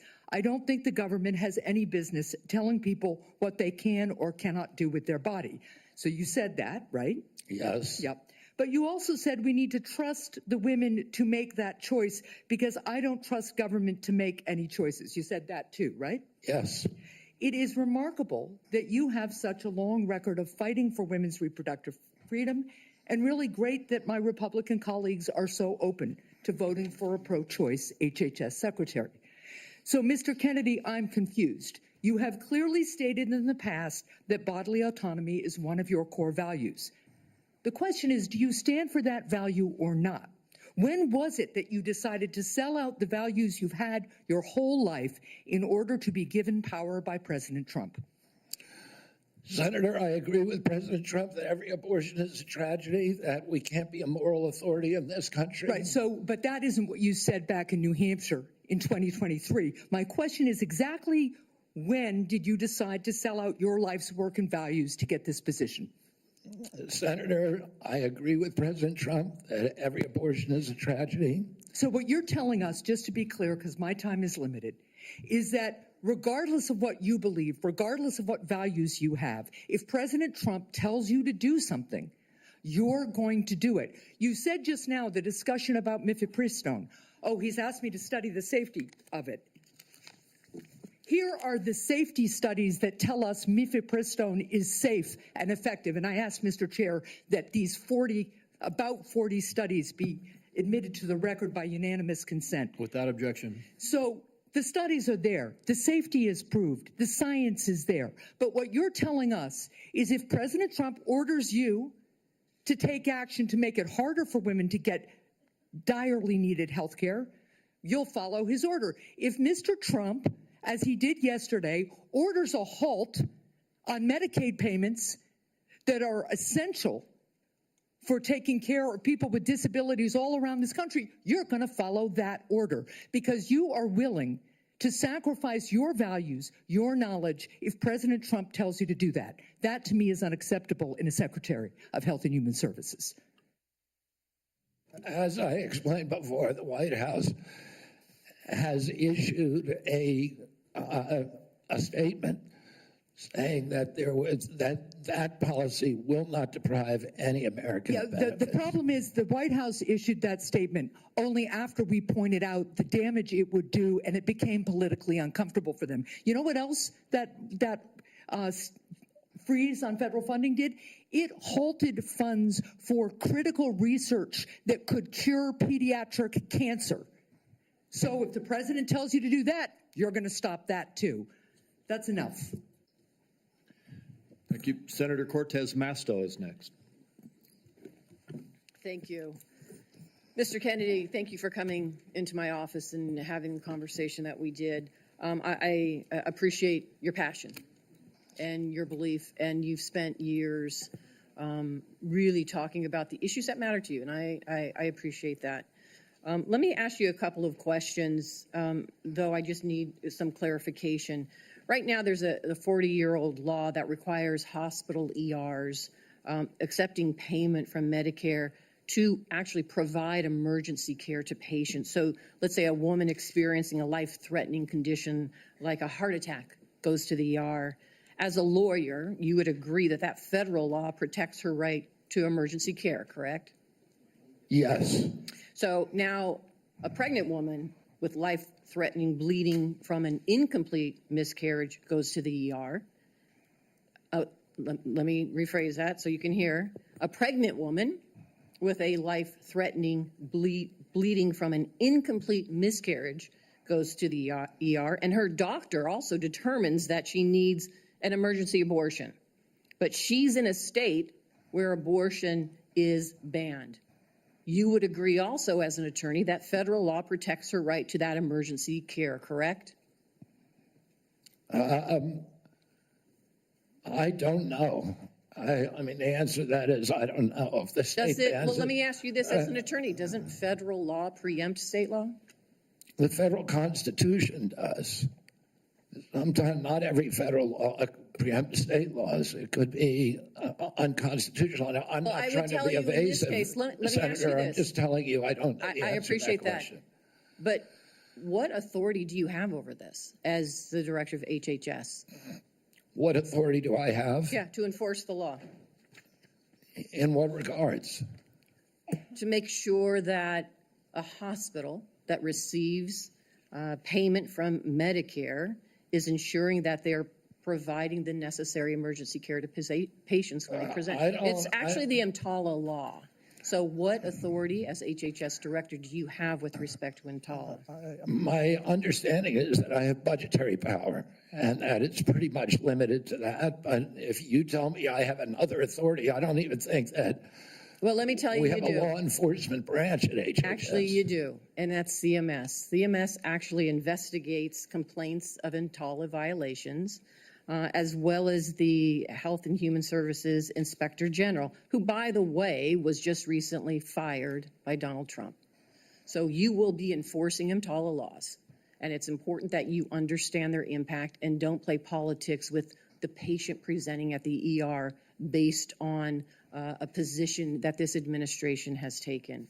Let me ask you another question. When we met in my office, you said about lowering drug prices, that when Big Pharma price gouges, the American people suffer. I think we both agree on that. And I think you're sincere in your belief that you want to reduce prices for Americans, correct? Yes. Yeah. The Inflation Reduction Act empowered Medicare to negotiate prescription drug prices. It penalizes drug companies for price hikes above inflation, and it caps seniors' out-of-pocket drug costs, along with reducing insulin prices to $35 per month. But your future boss, Donald Trump, on his first day in office, revoked President Biden's executive order that actually directed the health secretary to examine ways to reduce drug prices and improve access to innovative therapies for the American people. And unfortunately, Republicans in Congress want to repeal the Inflation Reduction Act, which means reversing all of those things that we worked on to lower prices for Americans. So my question to you is, what do you do? Why are you there? Are you there to be a rubber stamp to this administration and cave into all of these positions that they're taking, even though you know they're in disagreement with your positions on lowering drug prices and that they could harm Americans? How do you handle that as HHS director? Senator, my understanding is that the White House issued an executive order, I believe today, supporting the drug negotiations under the IRA. President Trump was very aggressive during his first term about negotiating drug prices. He has instructed me, and I've met with him repeatedly as that we need lower prices than seniors in this country, and so let me ask you. Are. Let me ask you this, because I only have so much time. So we've already negotiated lowering prices for 10 drugs with Big Pharma, and Big Pharma, by the way, opposes this. They have not only are asking for a pause, they have filed lawsuits, but we've already negotiated the first 10 drugs. And we want to expand it to the next 10 to 15 that the Biden administration has put forward. Would you agree and continue that path of really mandating that Big Pharma come to the table and negotiate drug prices for Medicare so we can lower those prices for Americans? My understanding is that the executive order that was issued today, which I haven't seen, but I've read a summary. Well, let me ask you this then, because you keep citing the Trump administration and you're just going to follow what they say. Is that what you're doing? You're just a rubber stamp for them in this position? So anybody, so it doesn't matter that you're before us. It could be anybody coming before us as long as they're a rubber stamp for this administration and disregarding your beliefs and what you think. I guess my question to you is, if it really is fundamental to what you believe, how do you live with that? How do you address those issues as you're moving forward, knowing that it's going to harm Americans? Yeah. You want me to answer the question? No, I'm asking you. Okay. President Trump has asked me to end the chronic disease epidemic and make America healthy again. And I'm in a is that unique the only reason position. why you're at HHS? Is that the only reason why then you're at the HHS, to address that one issue? President Trump has asked me because I'm in a unique position to end that. And that is what I'm doing. And if we don't solve that problem, Senator, all of the other disputes we have about who's paying, and whether it's insurance companies, whether it's providers, whether it's HMOs, whether it's patients or families, all of those are moving deck chairs around on the Titanic. Our ship is sinking. Our 60% increase in Medicaid over the past 4 years is the biggest budget line now, and it's growing faster than any other. And no other nation in the world has what we have here. No other nation has a chronic disease. We have the highest chronic disease burden of any country in the world. We had, during COVID, we had 16% of the COVID deaths in a country. We only have 4.2% of the world's population. We had a higher death count than any country in the world. And when CDC was asked why, they said it's because Americans are the sickest people on earth. The average person who died from COVID, American, had 3.8 chronic diseases. This is an existential threat economically, to our military, to our health, to our sense of well-being. And it is a priority for President Trump. And that's why he asked me to run the agency. And if I'm privileged to be confirmed, that's exactly what I'll do.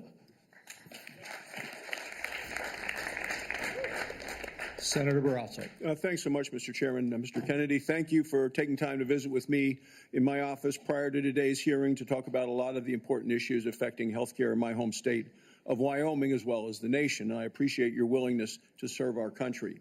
During our meeting, we discussed the challenges that healthcare providers and patients are facing in rural America, financial obstacles facing rural hospitals, workforce shortages, issues of OBGYN, and then new regulations that are painful that have come out of the Biden administration, hurting our ability to provide nursing home staffing. So let me start, if I could, with rural hospitals and the closures of hospitals like that. There are a lot of challenges facing hospitals in rural communities and frontier areas. We have 33 hospitals in Wyoming. 26 are really located in areas, locations, often hard to get to. Weather impacts them. 6 of the hospitals are at risk of closing. 2 are at immediate risk of closing in the next 2 years. 10 have had to cut available services. And this is a concern of rural hospitals in both Republican and Democrat states, either way, bipartisan. Critical that the workforce challenges, financial challenges that we're facing are addressed. Can you commit to working with us on a plan to address the critical nationwide issue of rural health care? Yes, yes, Senator. And I would say that during my visits, I visited almost 60 senators so far. And the most common unifying, I would say, issue among both Democrats and Republicans, there were 2. One was PBM reform, and the other is rural hospitals. And, our nation made a commitment over 100 years ago to put up a hospital within 30 miles of every American. We generally succeeded in doing that. It's absolutely critical. It's life-saving. And rural hospitals are closing at an extraordinary rate right now. They not only provide important health care for the localities, but also they're economic drivers for localities all over this country. President Trump is determined to end the hemorrhage of rural hospitals, and he's asked me to do that through use of AI, through telemedicine, which these are innovations that I saw the other day. A Cleveland clinic has developed an AI nurse that you cannot distinguish from a human being, that has diagnostics as good as any doctor. And we can provide concierge care to every American in this country, even those the remote parts of Wyoming, Montana, Alaska, et cetera. We also have opportunities at HRSA and at the GME to finally live up to GME's mission of providing personnel to rural hospitals. And I intend to use all of my power, because I've seen the priority that is given by both Democrats and Republicans on this committee. I intend to make that a priority if I'm privileged to be confirmed. Well, I appreciate it, because often with financial strains on a local hospital, one of the common services to be cut in rural hospitals is maternity services. So now we have women in Wyoming having to drive over 100 miles to access care. 13 counties in Wyoming don't have access to OB. And we're talking counties larger than the states of Vermont, New Hampshire, Rhode Island, Connecticut, New Jersey, Delaware, counties larger than those whole states. So will you commit to working with my office to find solutions to help address these specific maternal health challenges in rural America? Yes, Senator, I look forward to it. Another issue we specifically spoke about with this harmful Biden administration rule that have really been bad for our rural nursing homes. And it's a rule that would triple the registered nurse requirements in nursing homes. This is going to lead, there just aren't enough registered nurses in our state to be able to comply with this. This would lead to nursing home closures across our state. Will you commit to working with me to fix this serious problem that it was a result of a rule that came out by the Biden administration, who clearly doesn't understand rural America? Yes, Senator, I think the rule was well-intentioned, but as you've said, and I've heard from many rural senators, it will be a disaster for their states. Some of the nursing homes, these are staffing rules that require 24-hour staffing by medical professionals. Some of the nursing homes in rural areas simply do not have the available personnel or the economics to be able to do that. It will mean the closure of nursing homes in rural areas across our country, which means the parents, the elderly parent, will be moved a great distance from the local community and their family. And we know that the single greatest driver of high-quality nursing home care is the involvement, the proximity of family members. When you move that nursing facility away from the community where the kids live, you're going to get much worse care. So the intention, although it was noble, was in reality, for rural areas at least, it is going to be a disaster. Thank you. Thank you, Mr. Chairman. Thank you. Senator Johnson. Mr. Kennedy, welcome. Thank you for being here. Thank you for your decades-long advocacy for a clean environment, for children's health. I can't say as I'm surprised by the hostility on the other side. I'm highly disappointed in it. I don't know if you remember when you called me up and you were contemplating setting your political differences aside, joining forces with President Trump on an area of agreement, addressing chronic illness, trying to find the root cause of all these problems facing this nation. My first response was, Bobby, this is an answer to my prayers. We need to get to the answers of this, but even more, we need to heal and unify this divided nation.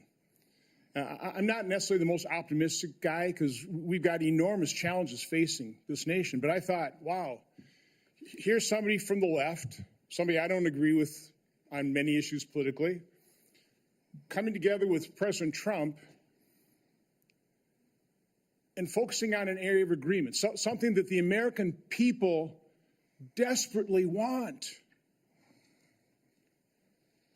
Finding out the answers. What has caused autism? What is causing chronic illness? Ms. Kennedy, I think I've come to know what's in your heart.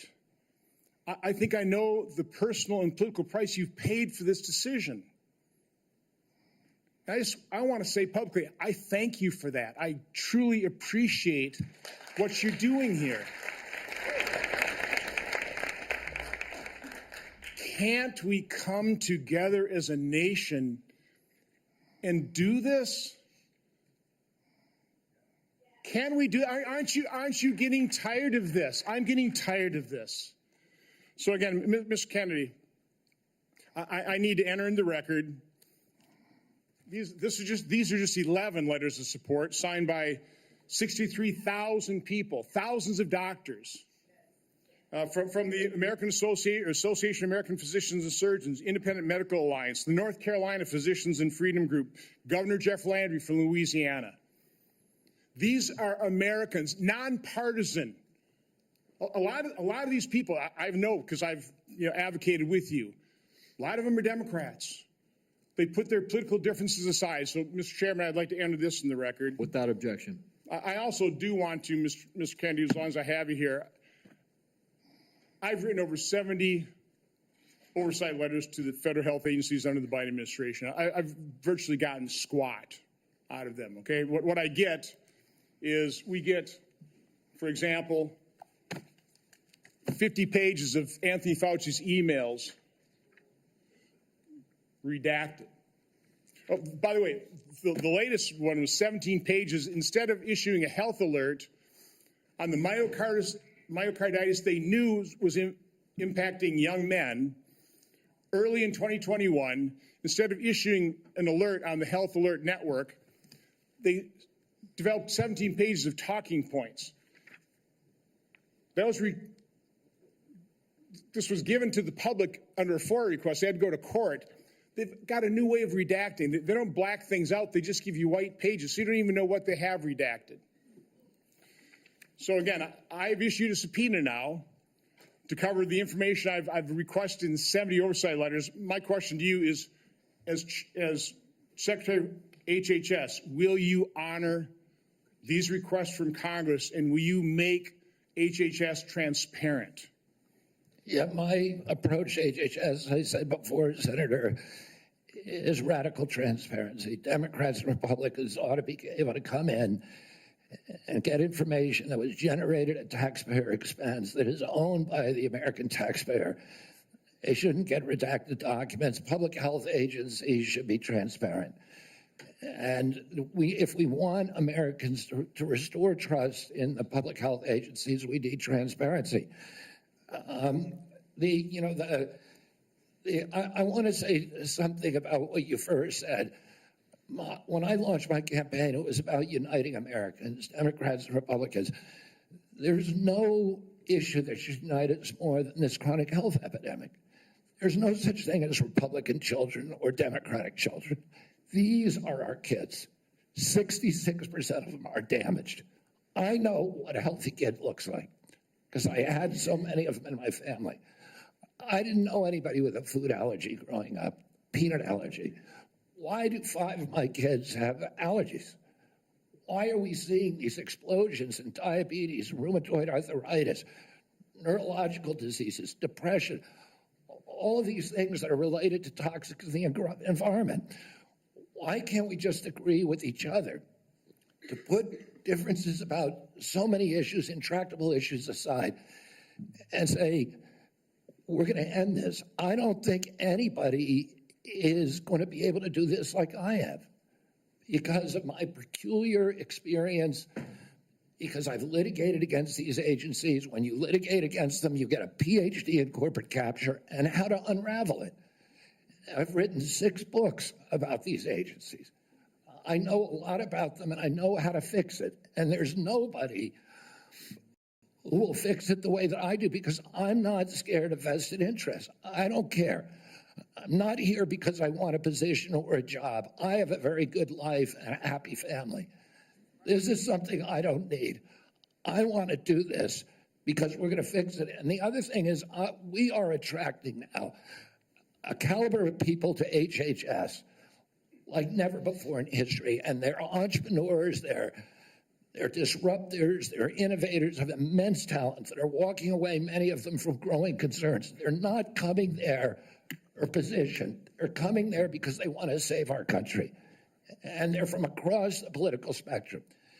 And all these Democrats are opposed to me for partisan issues. They used to be my friends, agreed with me on all the environmental issues that I've been working on for my whole career. Now they're against me because anything that President Trump does, any decision he makes, has to be lampooned, derided, discredited, marginalized, vilified. We need to move on. Senator Warren. Thank you, Mr. Chairman. So, Mr. Kennedy, I want to start with something that I think you and I agree on, and that is that Big Pharma has too much power in Washington. You've said that President Trump asked you to, quote, clean up corruption and conflicts. Sounds great. You've said that you will, quote, slam shut the revolving door between government agencies and the companies they regulate.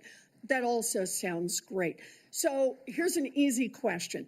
Will you commit that when you leave this job, you will not accept compensation from a drug company, a medical device company, a hospital system, or a health insurer for at least 4 years, including as a lobbyist or a board member? Can you just repeat the last part of the question? Can I commit You're to not going to take money from drug companies in any way, shape, or form. Who? Me? Yes, you. Oh. Yeah, I'm happy to commit to that. Okay, good. That's what I figured. I said it's an easy question to start with. And I think you're right on this question. I don't think any of them want to give me money, by the way. Let's keep going. You're right because to say yes, because every American has the right to know that every decision you make as our #1 health officer is to help them and not to make money for yourself in the future. So I want to talk more about money. I'm looking at your paperwork right now. In the past 2 years, you've raked in $2.5 million from a law firm called Wisner Baum. You go online, you do commercials to encourage people to sign up with Wisner Baum to join lawsuits against vaccine makers. And for everyone who signs up, you personally get paid. And if they win their case, you get 10% of what they win. So if you bring in somebody who gets $10 million, you walk away with $1 million. Now, you just said that you want the American people to know you can't be bought. Your decisions won't depend on how much money you could make in the future. You won't go to work for a drug company after you leave HHS. But you and I both know there's another way to make money. So, Mr. Kennedy, will you also agree that you won't take any compensation from any lawsuits against drug companies while you are secretary and for 4 years afterwards? Well, I'll certainly commit to that while I'm secretary. But I do want to clarify something because you're making me sound like a shill. I put together that case. I did the Science Day presentation to the judge on that case to get it into court, the Daubert hearing. Mr. Kennedy, it's just a really simple question. You've taken in $2.5 million. I want to know if you will commit right now that not only will you not go to work for drug companies, you won't go to work suing the drug companies and taking your rake out of that while you're secretary and for 4 years after. It's just... I'll commit to not taking any fees from drug companies while I'm secretary. No. I'm asking about fees from suing drug companies. Will you agree not to do that? You're asking me to not sue drug companies, no, and I'm not going to agree to that, drug Senator. Companies as much as you want. I'm not going to agree to not sue drug companies or anybody. So let's do a quick count here of how, as Secretary of HHS, if you get confirmed, you could influence every one of those lawsuits. Well, let me start the list. You could publish your anti-vaccine conspiracies, but this time on U.S. government letterhead, something a jury might be impressed by. You could appoint people to the CDC vaccine panel who share your anti-vax views and let them do your dirty work. You could tell the CDC vaccine panel to remove a particular vaccine from the vaccine schedule. You could remove vaccines from special compensation programs, which would open up manufacturers to mass torts. You could make more injuries eligible for compensation even if there is no causal evidence. You could change vaccine court processes to make it easier to bring junk lawsuits. You could turn over FDA data to your friends at the law firm, and they could use it however it benefited them. You could change vaccine labeling. You could change vaccine information rules. You could change which claims are compensated in the vaccine injury compensation program. There's a lot of ways that you can influence those future lawsuits and pending lawsuits while you are Secretary of HHS, and I'm asking you to commit right now that you will not take a financial stake in every one of those lawsuits so that what you do as Secretary will also benefit you financially down the line. I'll comply with all the ethical guidelines. That's not the question. You and I, you have said You're asking me, Senator, you're asking me not to sue vaccine pharmaceutical companies. Yeah, you are.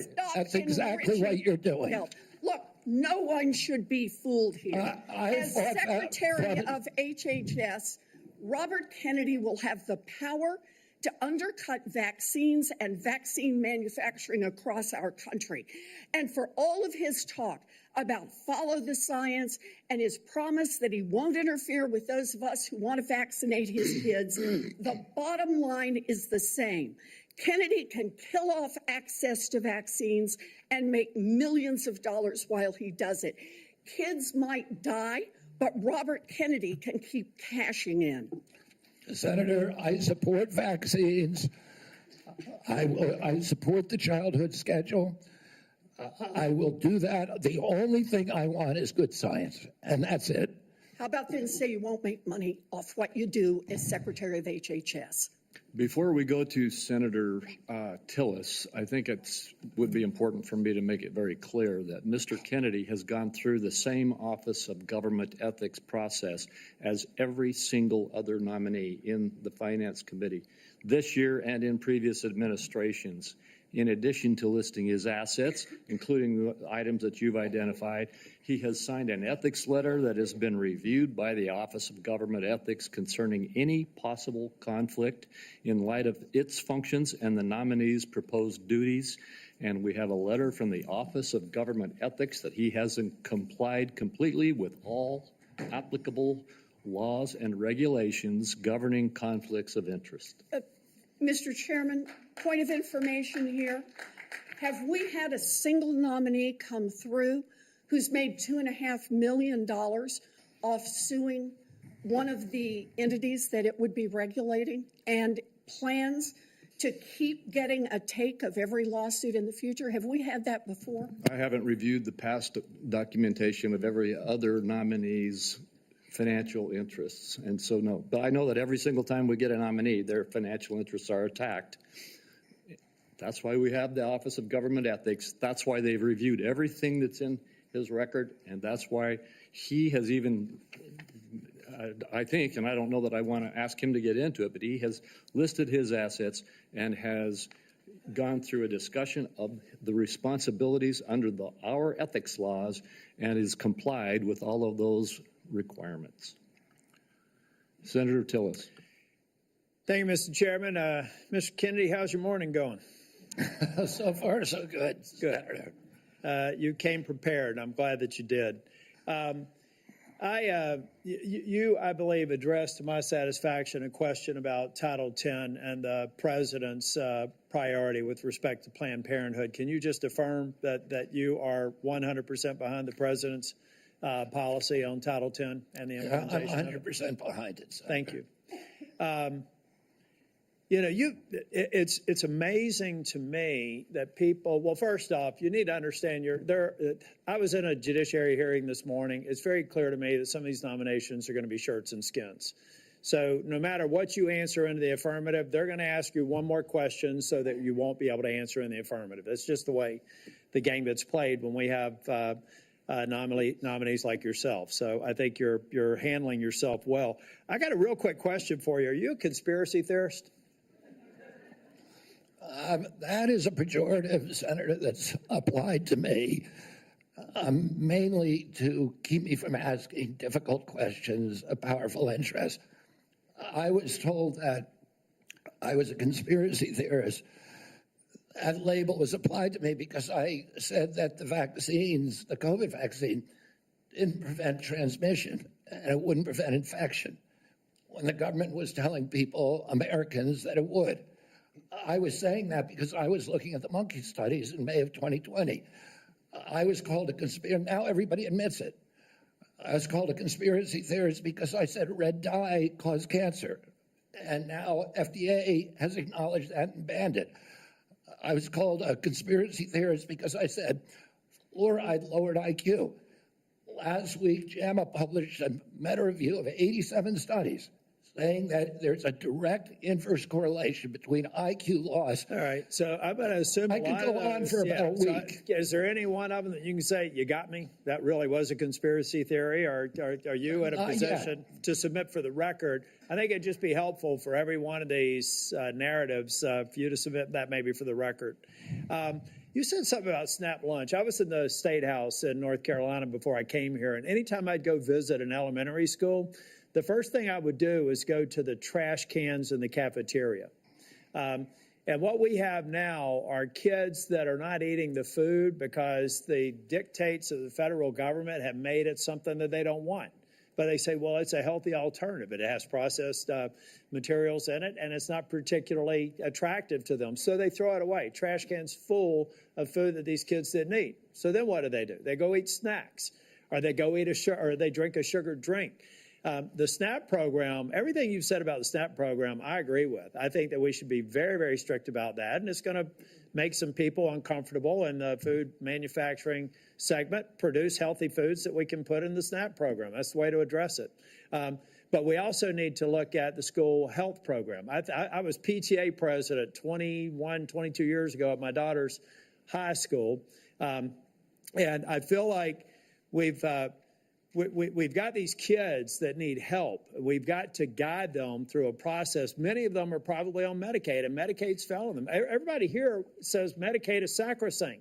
Nobody's admitted that Medicaid is not producing positive health outcomes. Is that your problem with Medicaid right now? The program or the outcomes? It's the outcomes. We're spending $900 billion, and our people are getting sicker every single year. Yeah. So anybody and President Trump wants people to have it, Americans to have a high quality insurance. Anybody who's building a case for the status quo of Medicaid is by extension saying that they're happy with the outcomes. I think it's unacceptable. I do have a question for you on Project Warp Speed. We supported the CARES Act. We had 97 people in the U.S. Senate vote for it. Everybody here. There was only one member of Congress that voted against it, I believe. And Project Warp Speed had CDC, FDA, NIH, and BARDA very much in the mix. Now, some people think that you're going to come in here and insert yourself into those agencies in a way that's never been done before. Let's say that they're a part of a future Project Warp Speed. Is it your intent to go in and do something that's never been done before, based on my staff's research, and insert yourself in a discussion that the scientists are dealing with in those different agencies? No, Senator. What I want to do is, I'm not a scientist. I want to empower scientists. I want to make sure that science is unobstructed by vested or economic interests. That's good. Or by bad culture. And I'll just say about Operation Warp Speed, it was an extraordinary accomplishment, demonstration of leadership by President Trump. When he promoted Operation Warp Speed, he was looking at all of the different remedies, including vaccines. Therapeutics, everything. Therapeutic, ivermectin, hydroxychloroquine, famotidine, even chlorine dioxide. And he was not looking at shutting down our country for the year, forcing people to wear masks for a year, forcing all social distancing that did not have any scientific basis, which Dr. Fauci has now acknowledged. He said we took it out of thin air. But all of those changed during the Biden administration. And it became very narrowly focused. We ended up with the highest death count of any country in the world. Mr. Chair, if I can just ask one final question, and I think it's a one-word answer. I've heard a lot of people complaining about health care delivery, Medicaid. On the other side of the dais here, who's been responsible for health care policies over the last 4 years? The Biden administration. I mean, the president, the Biden. Okay. Yeah. So I'd like to have heard more of those in oversight hearings over the last 4 years. I haven't, but I'm glad that there's an acknowledgement that you're inheriting a problem that needs to be fixed. Thank you. Thank you, Senator. Senator Sanders. Thank you, Mr. Chairman. Mr. Kennedy, thanks for being with us. I very much like the slogan that you coined, Make America Healthy Again. And I strongly agree with that effort. Despite spending, as you indicated, 2 or 3 times as much per capita on health care as other nations, we have 85 million people who are uninsured, underinsured. We have all kinds of chronic illnesses. Our life expectancy is lower than other countries. And for working class people in this country, they are living 6, 7 years shorter lives than the top 1%. We got a problem, okay? And I'm going to suggest some ideas that I think can remedy that. Last year, the insurance industry in this country made over $70 billion, while at the same time, 85 million Americans are uninsured or underinsured. Do you agree with me that the United States should join every other major country on earth and guarantee health care to all people as a human right? Yes? No? Senator, I can't give you a yes or no answer to that question. Health care a human right. Is health care a human right? In the way that free speech is a human right, yeah. I would say it's different, because with free speech doesn't cost anybody anything, but in healthcare, if you smoke cigarettes for 20 years and you get cancer, you are now taking from the pool. And so are you guaranteed the same right, or is there also a duty? I'm sorry. I'd love to talk for an hour with you. We got a few minutes left here. All right. Every other country on earth says healthcare, whether you're poor or rich, young or old, is a human right. I'm not hearing you say that.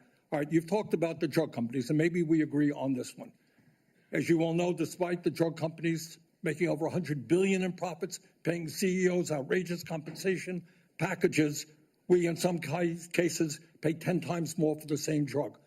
Will you support legislation that I will introduce which says that in America we should not be paying a nickel more for prescription drugs than people around the rest of the world? Yes, no? To equalize it? Not to equalize it, that we should not be paying more than other countries for the same damn drug. President Trump it has asked me, in fact, I had a meeting with President Trump a week ago where we showed him the charts. He knows the charts. We're paying 10 times more from Europe. That's right. And are you going to commit to us that you will end that absurdity? I think in principle we can. We should end that disparity. Good. Okay. That's great. All right. I happen to believe that climate change is real, it's an existential threat, and it is a healthcare issue. Donald Trump thinks that it is a hoax originating in China. Question is, in your judgment, is climate change a hoax or is it real, causing devastating problems?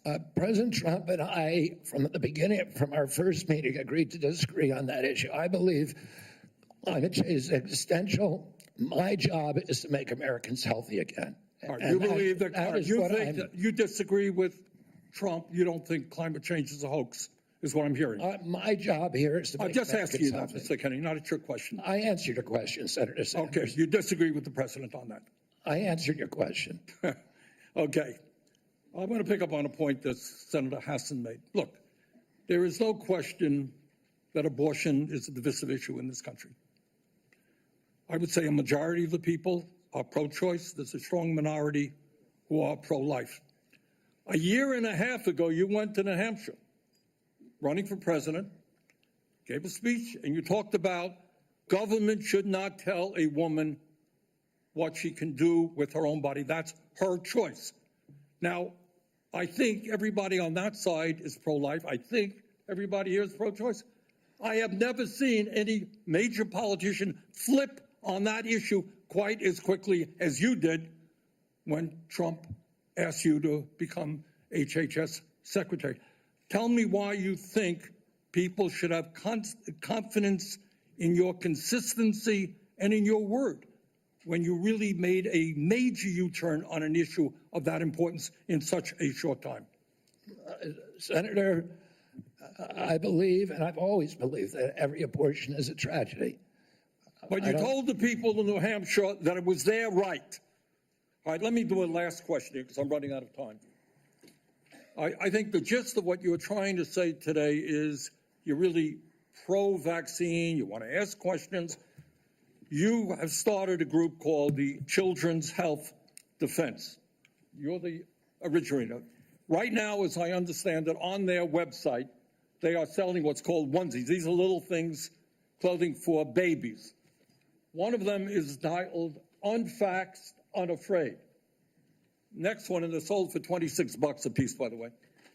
Next one is No Vax, No Problem.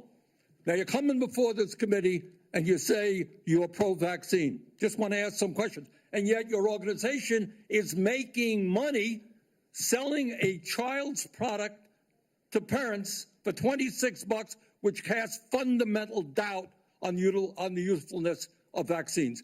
Can you tell us now that you will, now that you are pro-vaccine, that you're going to have your organization take these products off the market? Senator, I have no power over that organization. I'm not part of it. I resigned from the board. That was just a few months ago.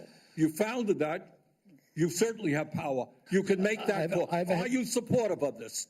I've had nothing to do with leadership. Are you supportive of these onesies? I'm supportive of vaccines. Are you supportive of this clothing, which is militantly anti-vaccine? I am supportive of vaccines. I will. I want good science, and I want to protect the But you will not tell the organization you founded not to continue selling that product. Thank you, Mr. Chairman.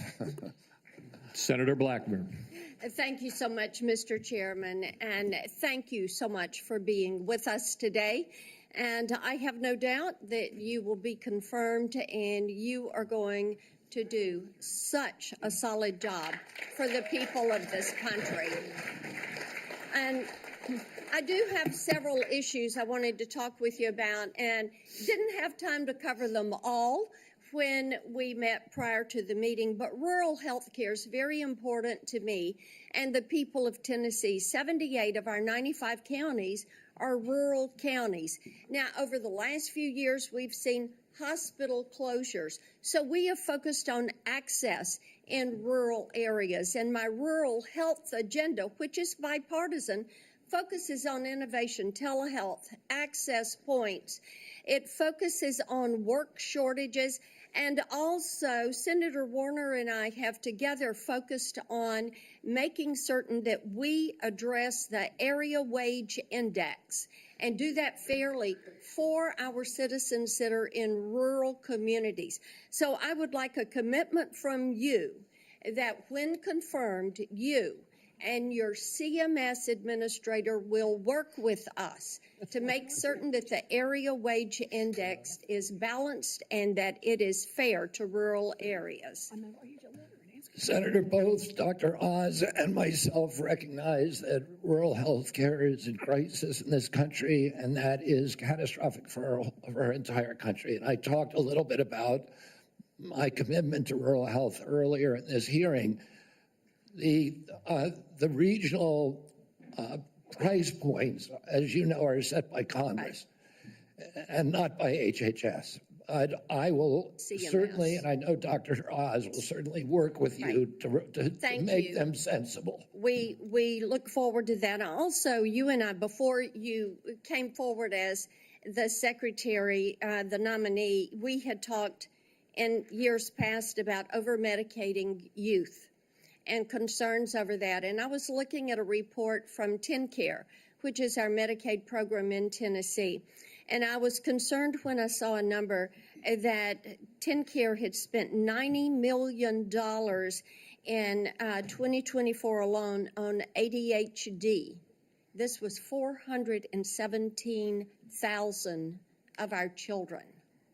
And $90 million. To me, that is heartbreaking, what is happening there. So how will you prioritize oversight of prescribing practices while promoting alternative solutions such as counseling, behavioral therapies, community-based interventions for our youth? Exactly, and that's the solution. 15% of American youth are now on Adderall or some other ADHD medication. Even higher percentages are on SSRIs and benzos. We are not just over-medicating our children, we're over-medicating our entire population. Half the pharmaceutical drugs on Earth are now sold here. 70% of the profits from pharmaceutical companies are from the United States, even though we only have 4.2% of the world's population.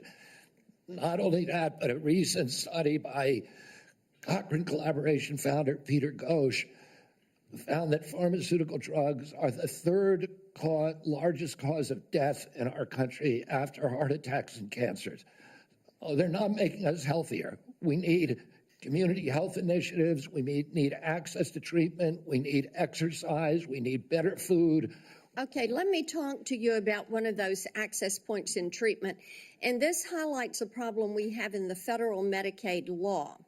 Since Medicaid's enactment, states have been prohibited from using Medicaid funds for care provided by institutions for mental disease. We refer to them as IMDs. These are psychiatric hospitals, residential treatment facilities with more than 16 beds. This is a discriminatory exclusion, and it denies payment for medically necessary care based on the illness that is being treated, and it has perpetuated unequal coverage in mental health care. So if you're confirmed, when you're confirmed, will you commit to working with me on repealing this discriminatory exclusion and ensuring equal access to mental health care for Medicaid beneficiaries? Yes, Senator. Thank you so much. I've got a question on PBM reform, one on artificial intelligence in healthcare. In the interest of time, I will yield back. I look forward to seeing you help make us healthy again. Thank you, Senator.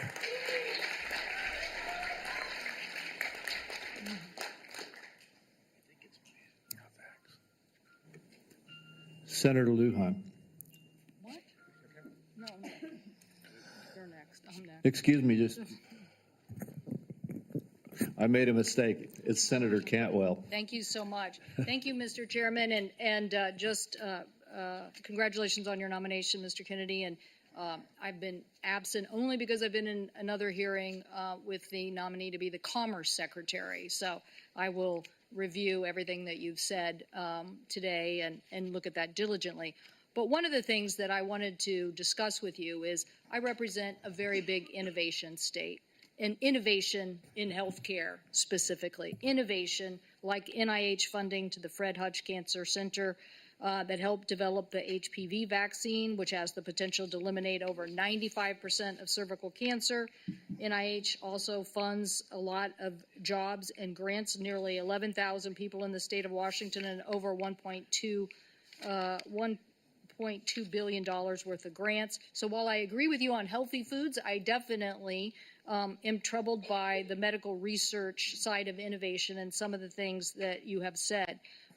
In fact, this issue about laying off 600 employees at NIH, or giving the fact that, to quote, give infectious disease a break for 8 years. So we've had a chance to talk about this a little bit, but the most striking example of this is when COVID hit. And we were the first in the nation. We had the first case, and it really was the fast response by the University of Washington that really helped save lives. So I just want to know that, are you aware of how harmful these issues could be for public health? That public health in and of itself could be affected by these kind of anti-science views? Senator, I have always been a science person, a pro-science person. I believe in evidence-based medicine and gold standard science. When I said, and I've explained this before you came in, that 600 people out of a workforce of 91,000 is pretty typical. Last year alone, President Biden replaced 3,000 people at HHS and 700 at NIH. I want to say this. I said give infectious disease a break because that's been the principal preoccupation. Infectious disease, chronic disease is 92%, accounts for 92% of deaths in this country, and almost nothing is studied at NIH about the etiology of our chronic disease epidemic. But right now, the money is going to infectious disease. But I get your point. It's an interesting point. The problem is we had to respond, and it's actually the Gates Foundation and a flu cohort that figured out what was wrong, and that we had an outbreak of COVID that was going beyond the very first case. And so we had to build a very fast response. So I take this too. The University of Washington has conducted groundbreaking stem cell research on fetal tissue. To me, I know there's probably a lot of people that may not agree with this, but we're making regenerative heart tissue now at the University of Washington. So yes or no, do you commit to protecting stem cell research for scientific agencies if confirmed? I will protect stem cell research. Stem cell research today can be done on umbilical cords, and you don't need fetal tissue. You'll protect the laws that are on the books today and the research that's done. My job is, Senator, to enforce the laws.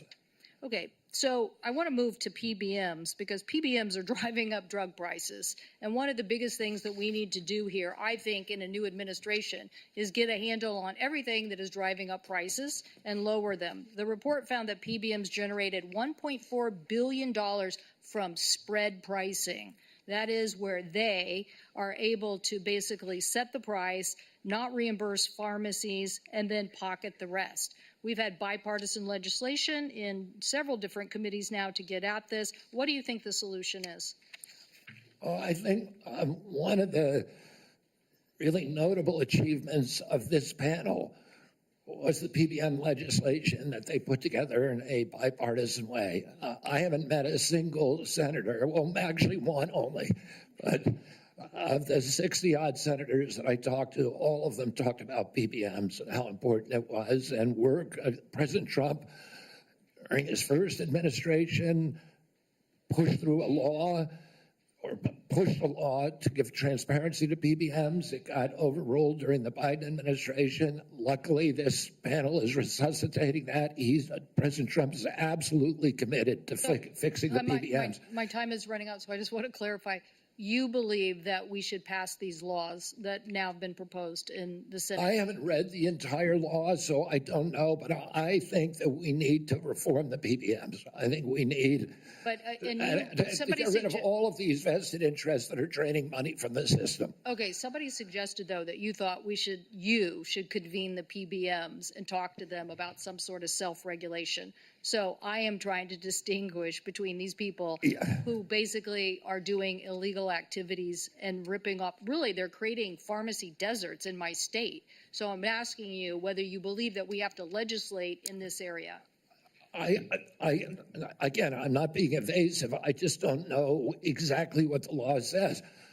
I met with the PBMs. I met with pharma. My job is to meet with all the stakeholders. I've been meeting with stakeholders for 40 years. People I was suing, you want to hear from the other side.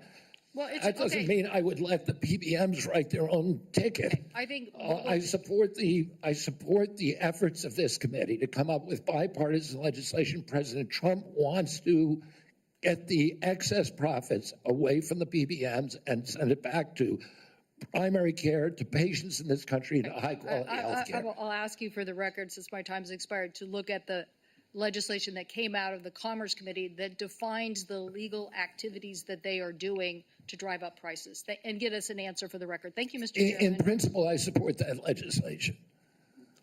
Thank you. And let me just tell you the list as we have to move forward to the ending here. Senator Lujan will be next, followed by Senator Marshall, Senator Warnock, Senator Smith, Senator Young, and Senator Welch. And let me say again, Mr. Chairman, this is a matter of such importance. A number of my colleagues would like a second round, and I think it would be important to offer, say, a modest amount of additional time to get into this on both sides. I know I have some questions. I want my colleagues to have the opportunity to raise their concerns as well.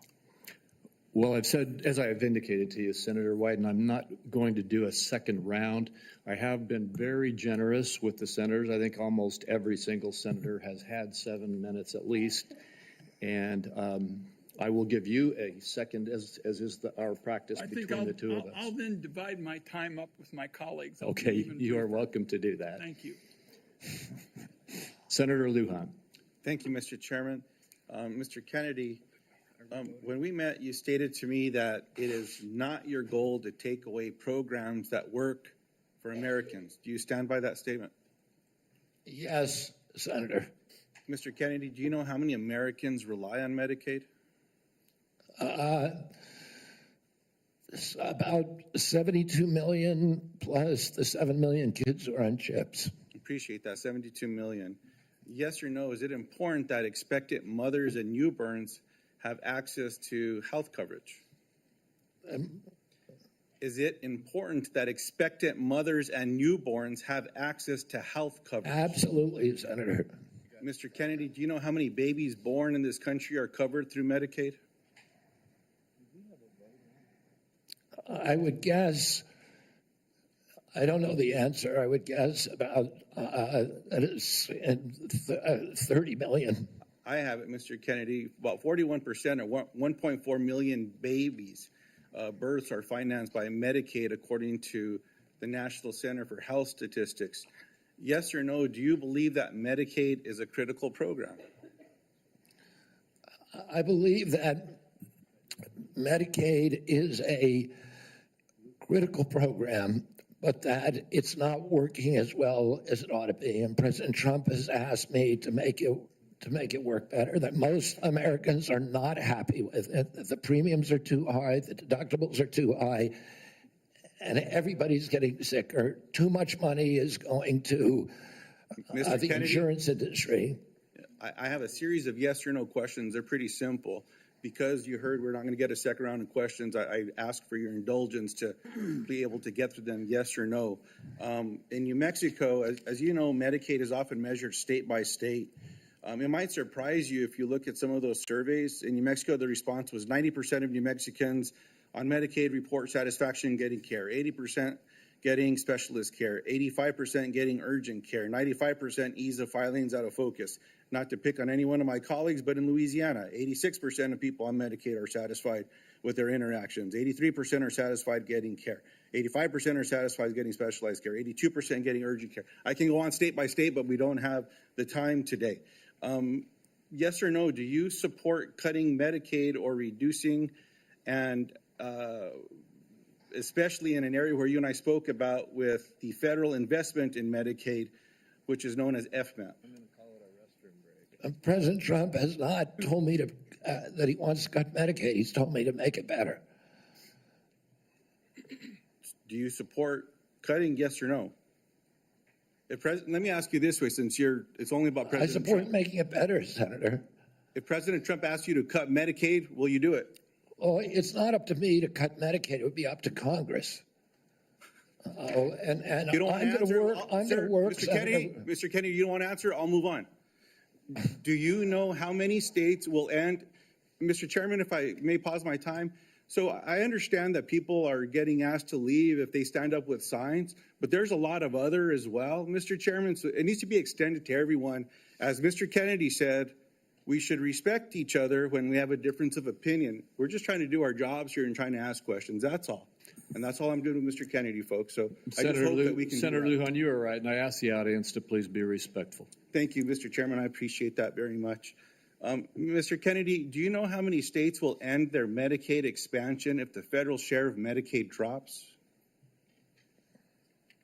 Well, there's 40 states that have signed on to the expansion. So, it's a smaller number. So it's 9 states would quickly have to end their expansion because of the laws that they have. That's about 4 million folks across the country. And in New Mexico, Iowa, and Idaho, they have triggers that it would immediately have to go into effect if, in fact, that gets cut. The reason I'm asking those questions is there's been a lot of chatter and conversations around Medicaid. Now, I agree we can always do better, and we must be doing better in America. But Medicaid has been shown to improve health outcomes, including mortality, quality of life, and access to preventative care as well. And there's some areas, Mr. Kennedy, that you and I touched on specific to Native American communities. One of the concerns that I have are these programs matter to folks. You shared your passion about caring for folks. I believed that passion. My question in this area is, as you know, when folks are doing research and they're going to check to see if medicine works on someone, if they're not included in that trial, it often doesn't help them. That's what all the evidence shows. So what are you going to do when programs are eliminated to require the inclusion of Native Americans in clinical trials when it comes to life-saving medicine? I'm going to do everything I can to make sure that there's Native Americans in clinical trials. As I said to you when I visited your office, I spent 20% of my career working on Native issues. My family's been deeply involved with them. My father and uncle were big critics of the Indian Health Service, a failure to deliver good health results or health care on the reservations. I'm going to bring a Native, and for the first time in history, into my central office, that all the major decisions in my office will be that he will have it. We've already interviewed a candidate, a very, very good candidate, will have direct impact on all the major offices. One of my priorities is to improve. I appreciate that. I have a follow-up in that space specifically. Will you commit to finalizing the congressionally mandated FDA guidance to increase clinical trial diversity? Just repeat that again. I'm sorry. Will you commit to finalizing the congressionally mandated FDA guidance to increasing clinical trial diversity? Yes. I appreciate that. Will you commit to reinstating all of the pages that were eliminated and people that were fired from this administration that have this responsibility? I cannot commit to that because I don't know who they are. Well, there's I'll some commit folks to out there doing the working work. with you to make sure Kennedy, those positions are adequately staffed. I will follow up in writing in those specific areas because I think there's some commonality here, but answers matter. And so I'd like to get those as timely as possible. The last thing, Mr. Chairman, that I'll say is one of the conversations I had last before this hearing was with a family that I've been working with to work with my Republican colleagues when it comes to autism and federal programs and making a difference in these families' lives and this little girl's life. What I'm asking now, Mr. Chairman, is unanimous consent to enter into the record an article from Autism Speaks titled, quote, "Do Vaccines Cause Autism?" End quote. And I'll note that the first sentence states, quote, "Vaccines do not cause autism," end quote. Thank you. I yield back. Without objection.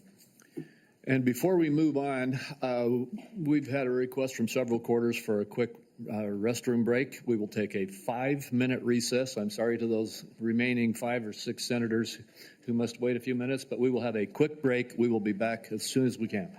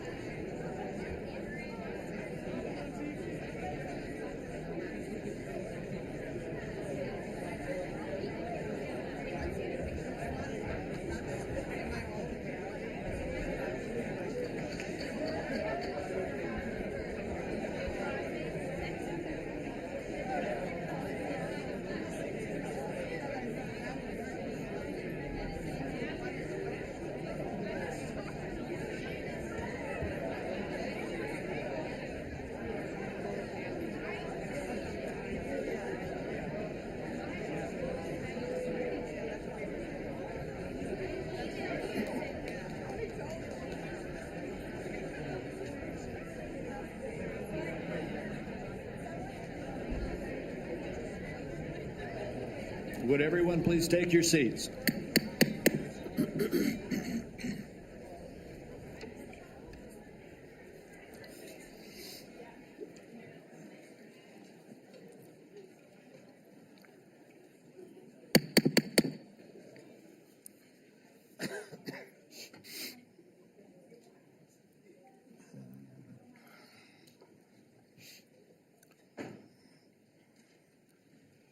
This committee will continue and come out of recess and go back into session. Before we go to you, Senator Marshall, I'd like to just tell everybody the remaining list. Senator Marshall, Senator Warnock, Senator Smith, Senator Young, and Senator Welch. And then I did indicate earlier that I would give another 5 minutes to Senator Wyden. I understand he has distributed that 5 minutes to a few of the other senators. So we will have a few more quick questions, and then we will proceed. And I would like to thank the audience again. I know we had a couple of outbursts earlier, but I want to thank the audience for being respectful and encourage the audience to continue to be respectful as we conclude the hearing. With that, Senator Marshall. Thank you, Chairman. Obesity, diabetes, heart disease. Obesity, diabetes, heart disease account for probably 80% of health challenges in America. You know how many times I heard my friends across the aisle mention any three of those? I don't know if we've lost the forest for the trees here. Vaccine is a critical issue. I understand that.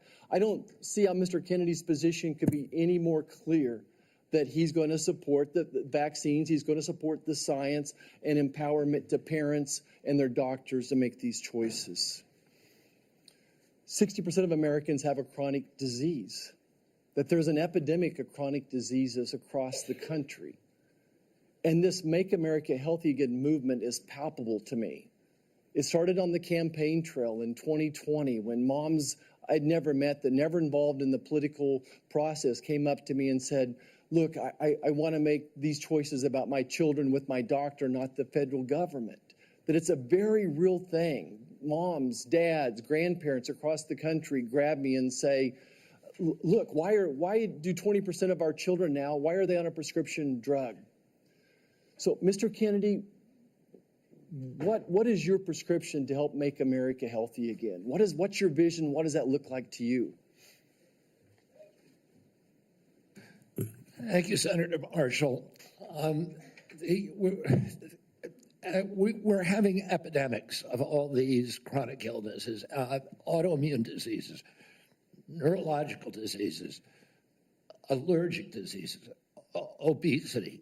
When my uncle was president, 3% of Americans were obese.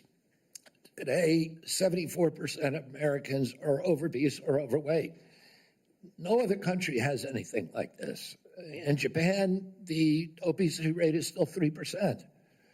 And epidemics are not caused by genes. Genes may provide the vulnerability, but you need an environmental toxin. Something is poisoning the American people. And we know that the primary culprits are changing food supply, the switch to highly chemical intensive processed foods. We have 10,000 ingredients in our country, in our foods. The Europeans have only 400. If you buy McDonald's French fries in our country, there's 11 ingredients, my understanding. In Europe, there's only 3. If you buy Fruit Loops in our country, they're loaded with food dyes, with yellow dye, red dye, blue dye, and many other ingredients. The same company makes the same product with different ingredients for Canada and Europe.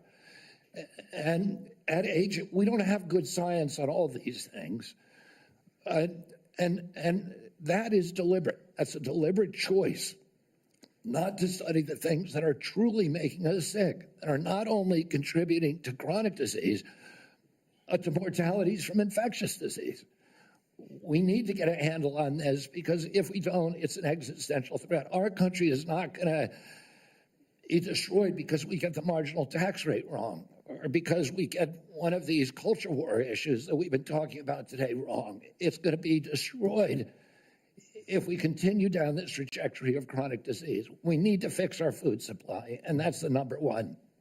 Thank you, Mr. Kennedy. Certainly, I share your concern with ultra-processed foods. On the other end of this food chain are my farmers and ranchers back home.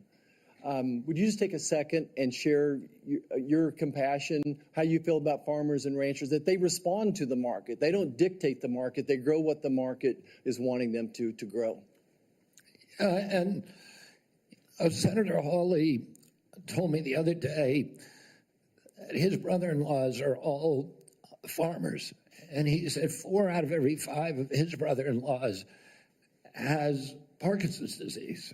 And that kind of cluster we're seeing across farm country of cancers, autoimmune diseases, obesity, et cetera. Oh, and we can now not export American food to Europe because the Europeans won't take our food. That's not good for farmers.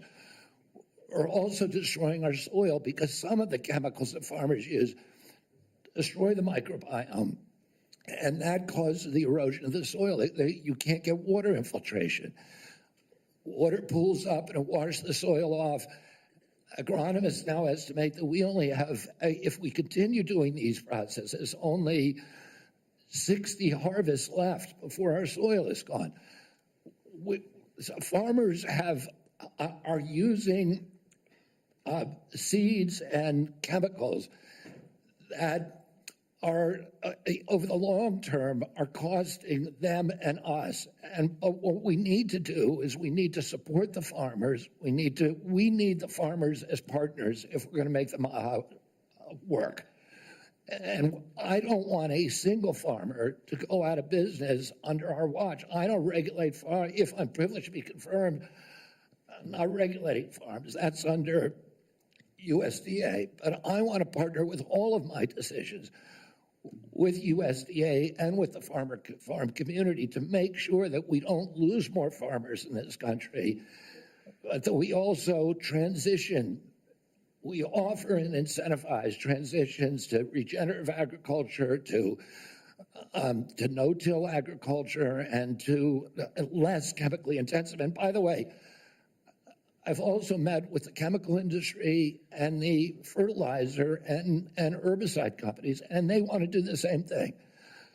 Oh, and I think we're on the trajectory to do that, and we need to incentivize initiatives to accelerate that trajectory. Mr. Chairman, if I could, the great news is that my farmers in Kansas are selling products to Europe, that today's regenerative practices, soil health, all those things are priorities for Kansas farmers. Many of us are doing many of those things already. We just need it to be more widespread. If I could just wrap up my remarks, though, is that, again, going back to the big picture here, 60% of Americans have a chronic disease. Mr. Kennedy, I believe for such a time as this that you're not just one of 300 million people. I think that you are the person to lead HHS to make America healthy again, that God has a divine purpose for you, and I look forward to your confirmation and working with you to make America healthy again. Thank you, Senator. Thank you. Senator Warnock. Thank you so much, Chairman Crapo and Ranking Member Wyden. It's great to be here. Mr. Kennedy, welcome. Welcome to you and to your family. Thank you for meeting with me a few days ago. I'd like to follow up, if I might, with some of the issues that we discussed in my office. I want to talk to you first about the CDC, or the Centers for Disease Control and Prevention.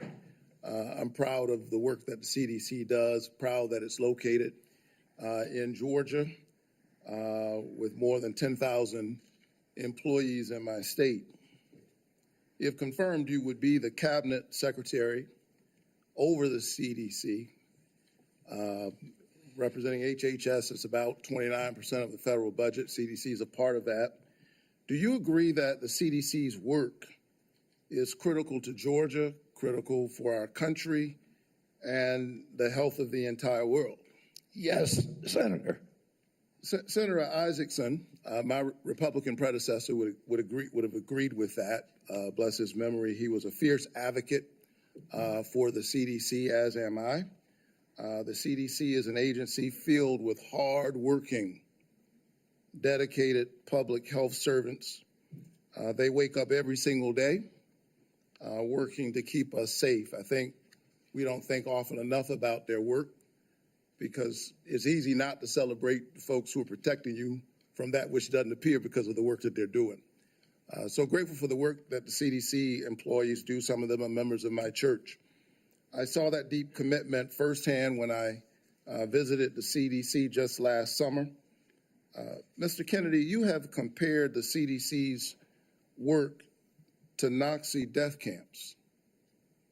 You've compared it to sexual abusers in the Catholic Church. You've also said that many of them belong, this is a direct quote, many of them belong in jail.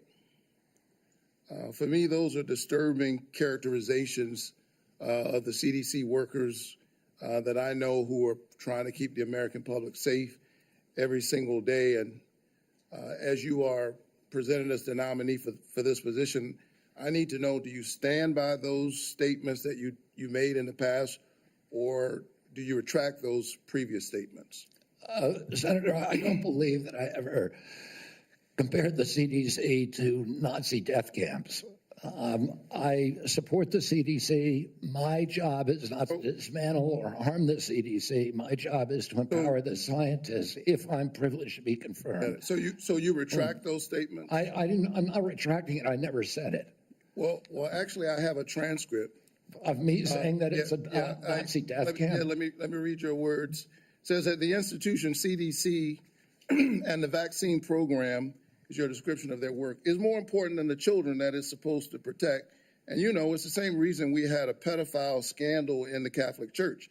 It's because people were able to convince themselves that the institution of the church was more important than these little boys and girls who were being raped. That's pretty provocative language. You said in another statement to me, this is like Nazi death camp. I mean, let me finish. I'm just reading your words. I mean, what happened to these kids? 1 in 31 boys in this country, their minds are being robbed from them. Yeah, I was not comparing the CDC to Nazi death camps. I was comparing the injury rate to our children to other atrocities. Here, and I wouldn't compare, of course, the CDC to Nazi death camps to the extent that any statement that I made has been interpreted that way. Yeah, I don't agree with that. In 2003, the United States Congress Government Oversight Committee ended an over a year investigation of the CDC and used almost that same language. They said that the CDC, just one division, one branch, the Immunization Safety Office, had put institutional self-interest and pharmaceutical profits ahead of the welfare and the health of American children. So that was a conclusion by Congress. And I repeated that. I'm asking you because you're the nominee for HHS. It sounds like you stand by those statements. Senator, my objective is to support the CDC. There's nothing I'm going to do that is going to harm CDC. I want to make sure that our science is gold standard science, and it's free from that same government oversight investigation committee found that the panels, the ACIP panel within CDC, I think 97% of the people on it had conflicts. I don't believe that that's right. I think we need to end those conflicts and make sure that scientists are doing unobstructed science. So I want to enter this statement, by the way, into the record without objection. Without objection. Last week, the White House gagged HHS and the CDC, preventing them from communicating all important public health information to anyone, including all of our allies, including our allies in the United States and global disease prevention. Can you just answer yes or no, because I'm running out of time? Do you agree with that action? I was not consulted on it, but that's pretty much standard operating procedure for incoming administration. So you agree with the action that gagged HHS and CDC from communicating important public health information? That directive made sure that no public health, that only non-essential travel and mass communications were temporarily suspended pending the confirmation of a new HHS secretary. This is standard operating procedure for every administration. I get it. I don't think what we've seen over the last several days is standard operation for new administration. I think we're seeing some unprecedented actions, but you agree with it. Last night, members of the CDC, along with other federal employees, were actually invited to resign, these buyouts. And I got text messages and folks I know work from the CDC, for the CDC, that do this important work, who got that note. And it's really important because my experience is that when you send out that kind of note, the folks who resign are the folks who you least likely want to see resign. They got other options. They're gifted folks. They got a lot of expertise. They have options. A lot of them are doing this work because of their patriotism, because of their commitment. Do you agree with the buyouts that were presented to CDC employees just last night? I agree. At the vast majority of the scientists and experts at CDC are patriots and good government servants. Can you tell me yes I don't or think no? anybody's going to resign who's committed to making America healthy Can you again. just answer yes? Okay, you agree with the buyouts. In our meeting, I asked you to confirm your support for the Affordable Care Act. You also mentioned that you and President Trump want to fix the ACA by making premiums more affordable. Can you answer me yes or no, as I don't have a lot of time? Did you know that tax credits that help families afford health insurance and save Georgians an average of $531 per month per person are set to expire at the end of the year? Did you know that? I do. We need to move on. Do you support Congress extending these tax credits so that Americans can continue to afford health care? Congress has to make its own decisions about that. My instructions from President Chairman, Trump you're saying I'm running is out to of make time, but I'm having a lot of trouble getting the witness to answer yes or no to a yes or no question. Well, and I've got one more question. You're almost at 9 minutes, sir. Well, I need him to answer yes or no. Yes or no? Do you I'm not support? going to answer yes or no to a question that's not susceptible to an honest yes or no answer. Okay, I can't We get an need to answer. move on. I think that the fact that you find it difficult to answer basic questions is deeply troubling for me as you present yourself as a nominee to run HHS. Thank you so very much. Senator Smith. I've been in courts all over the country and prosecutors. Mr. Chairman, you told me I'm out of time, and the witness continues to filibuster even after I said I'm done. Senator Smith. Mr. Chair, thank you. Thank you, Mr. Chair and Ranking Member, and welcome, Mr. Kennedy. So, Mr. Kennedy, I don't have a question for you on abortion. I think that my colleagues on both sides of the aisle have covered this, but I want to say I can respect people who have different views than mine on this issue, but it's hard for me to respect people who won't give a straight answer to what they think on this issue in particular. Mr. Chair, I just want to note that I understand that anti-choice advocates have said that in these hearings they were looking to hear Mr. Kennedy provide some reassurance that he is on their side, and I'm not hearing that. And I think most Americans are looking for some hint that the decisions that people make about abortion should be personal and private, and they should be free to make those decisions without government interference, and I'm not hearing that either. To make it worse, the answers that you have given tell me that the Trump administration is more than willing to restrict or even ban medication abortion without a single act of Congress, and even in states where abortion is legal. And what is clear to me is that you and President Trump are dangerous to women's access to mifepristone. So having said that, I want to move to a different topic. Mr. Kennedy, I appreciate Senator Cornyn's questions about mental and behavioral health, something that I care a lot about. I know that you and your family have had personal experience with mental health challenges, as have I. And I agree that the mental health crisis in this country is a crisis. So let me ask you, in an interview in 2023 and again in 2024, you blamed school shootings on antidepressants. You said, and this is a quote, "There is no time in American history or human history that kids were going to shoot schools and shooting their classmates. It really started happening coterminous with the introduction of these drugs, with Prozac and with other drugs. So do you believe, as you've said, that antidepressants cause school shootings? This should be a simple question. I don't think anybody can answer that question, and I didn't answer that question. I said it So should your be answer studied. is I said it should be studied along with other potential culprits so like they may cause social media. But I don't know. I would never make, because there's no science on that, Well, Senator. there is, Senator. I mean, excuse me. There is, Mr. Kennedy. Thank you for the promotion. The science shows that there is no link between school shootings and antidepressants, and in fact, most school shooters were not even treated with antidepressants, and of those that were, there was no evidence of association. You know, I don't think you my can question say that, Senator, because of HIPAA rules, nobody knows. Well, that is, Mr. Kennedy. Do you think that people who take antidepressants are dangerous? I think, listen, I'm not going into HHS if I'm privileged to be confirmed with any.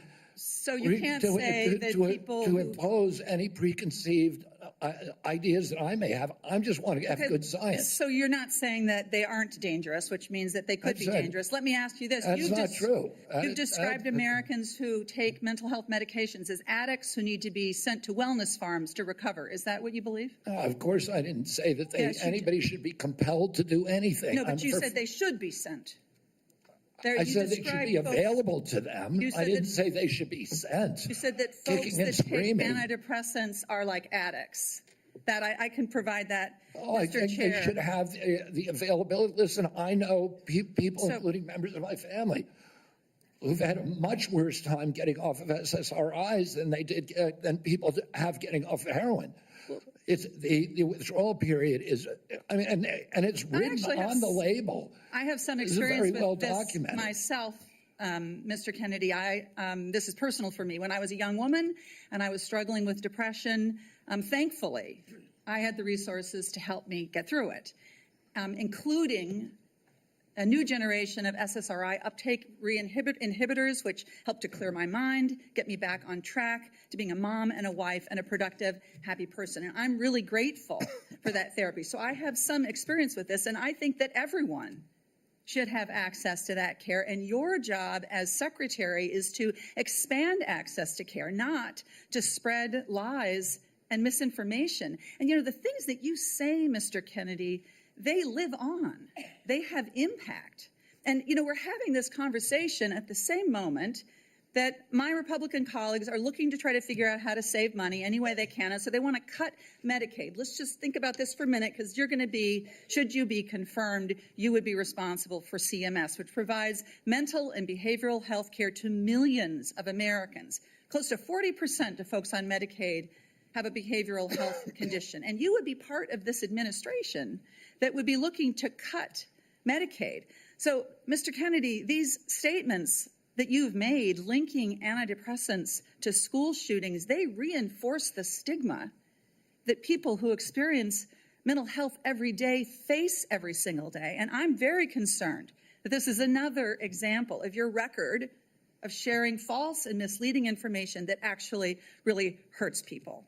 Senator, you're mischaracterizing my statements. I am only putting into the record what you have said, Mr. Kennedy. You're mischaracterizing my statements, and I'm happy that you had a good experience on SSRIs. Many Americans have very good experience on it. Others have that not. Would be an issue between them and their physicians, and not for the future head of HHS to be putting out misinformation about the dangers of SSRIs and other antidepressant medication, spreading the stigma and the fear that we're actually trying to overcome. Do you think physicians, when they make that prescription, ought to have access to good science? Of course they do. And that's all I believe, too. And you and I are in agreement, Senator. And to your point that you made when you made these statements, it was not based on good science. I don't know what it was based on. I was saying the science needed to be done. I was saying these are potential culprits.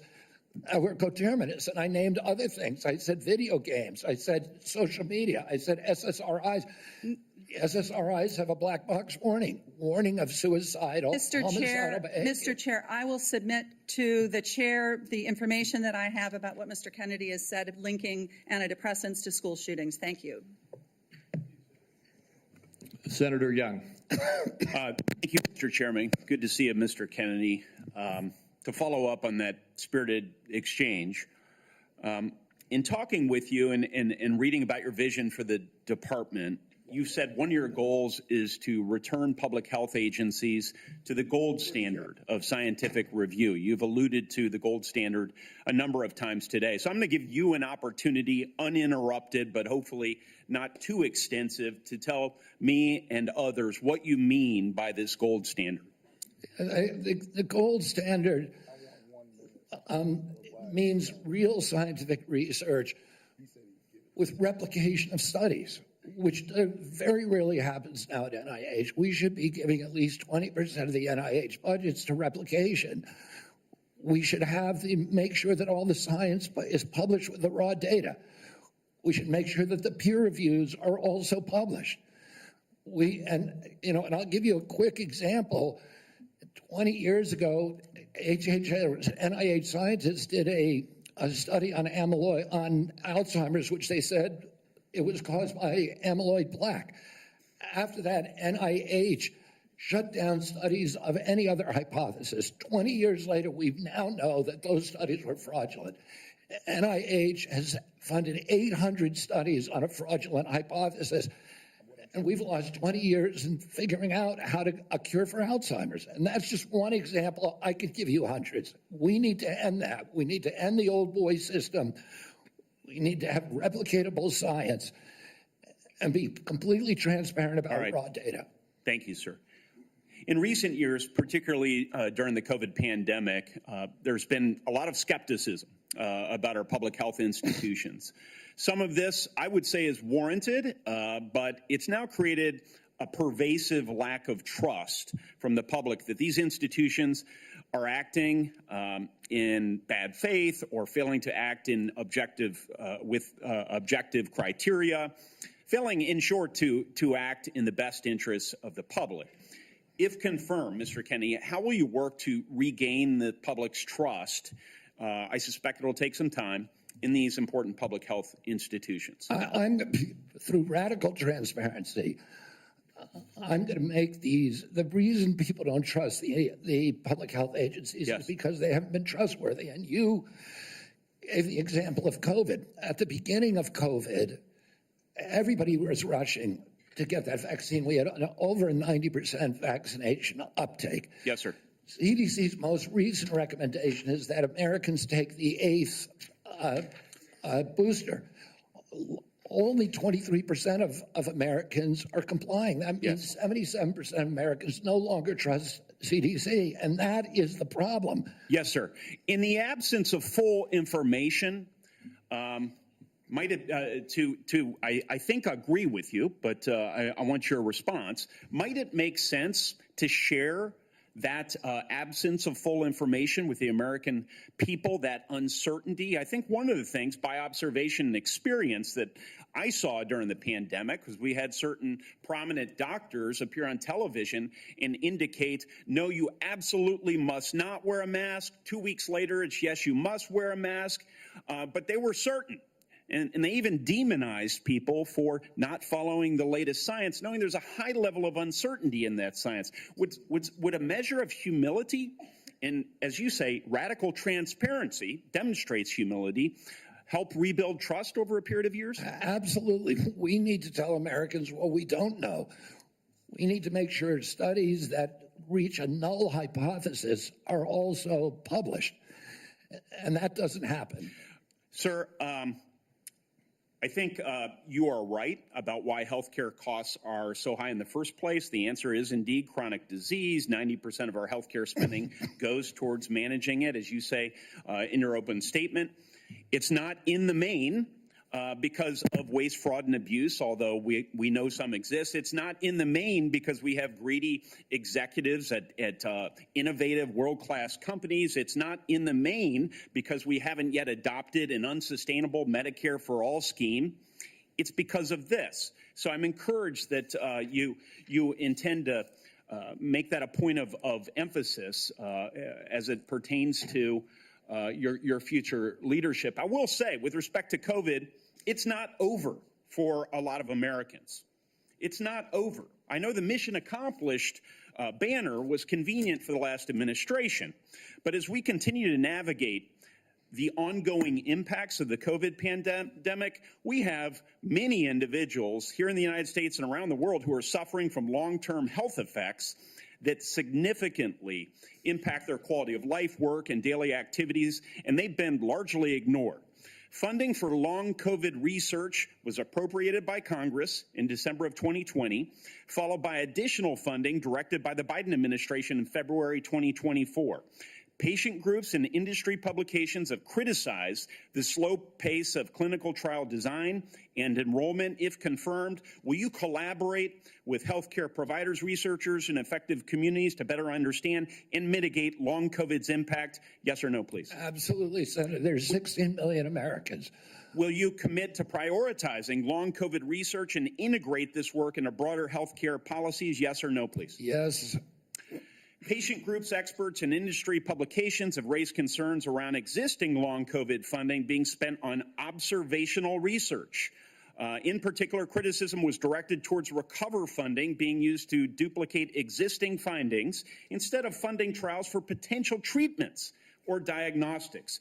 If confirmed, Mr. Kennedy, will you work with Congress so that going forward, long COVID funding will be directed primarily towards trial or novel research directions and not replicating existing observational research? Yes or no?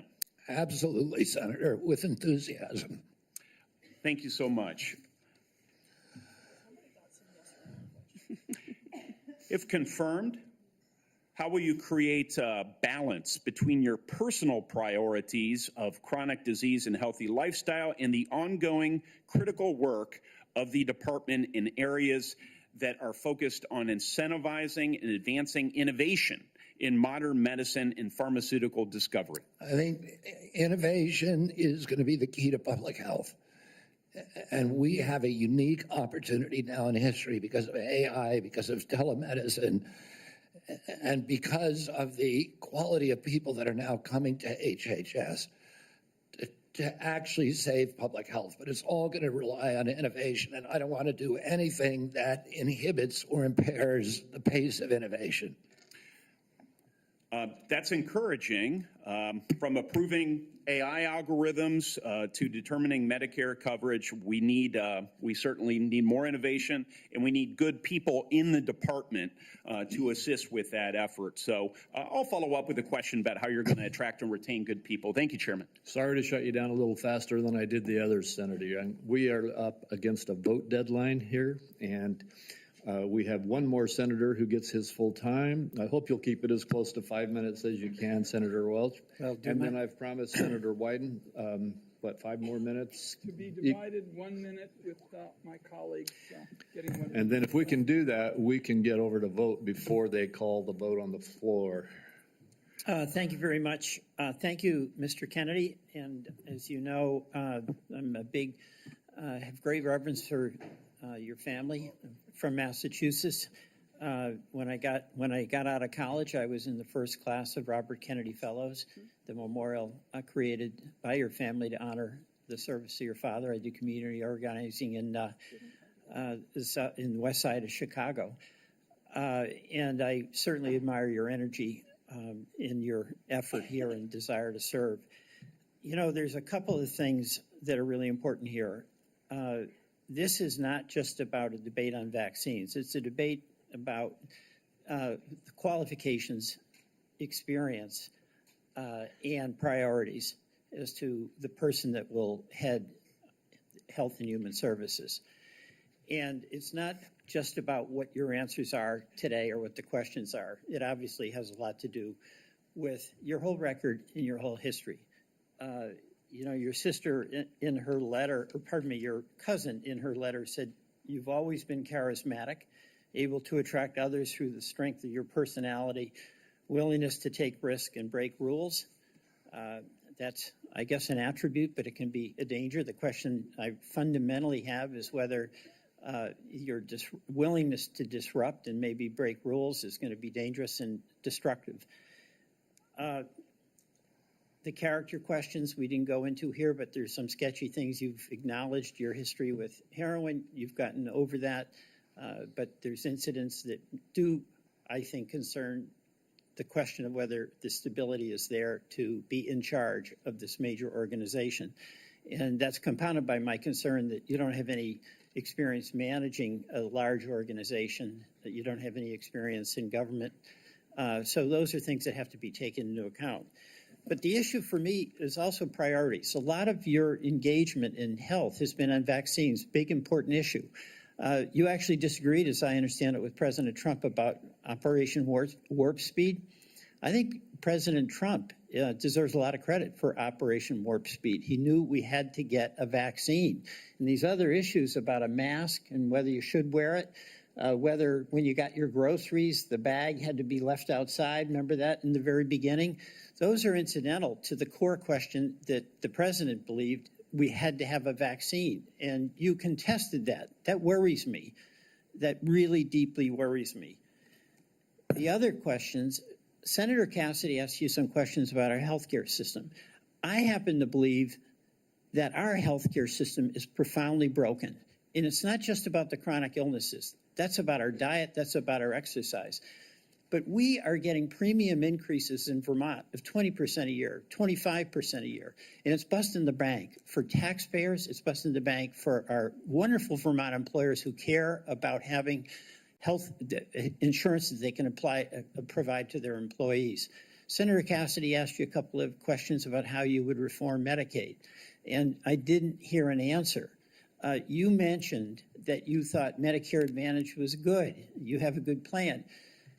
No focus on what an incredible ripoff was reported in the Wall Street Journal by United Healthcare, which was marketing Medicare Advantage and then paying doctors and nurses where they had assignments essentially to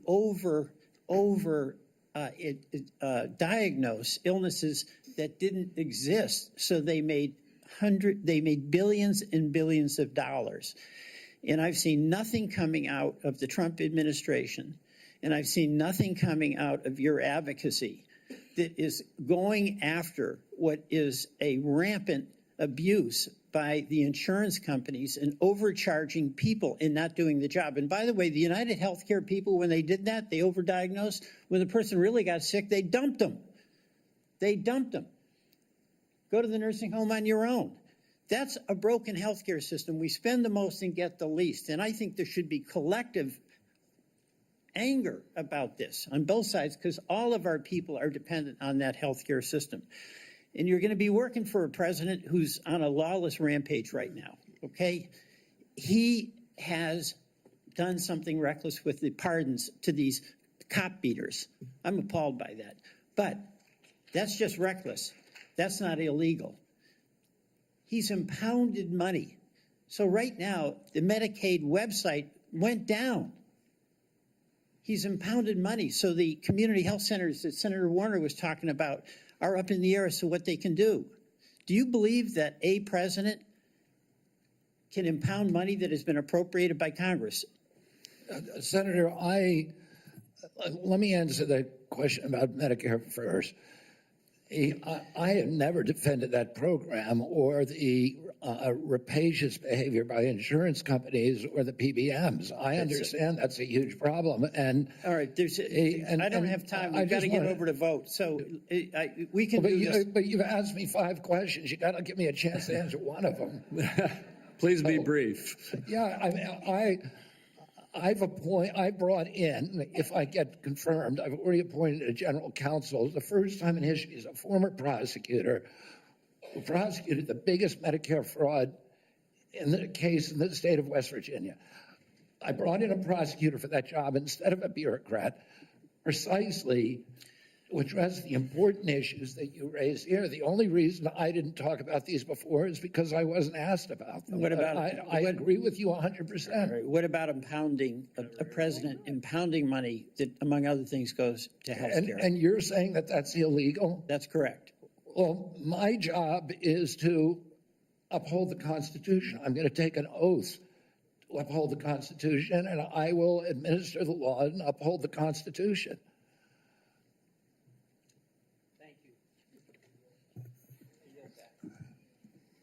Mr. Chairman, I believe under what we've discussed, I control 5 minutes. I'm going to take one and give one to each of my 4 colleagues that remain. All right, and I would just say this vote, they're going to call it in about 8 minutes. Thank you. So we have very little time.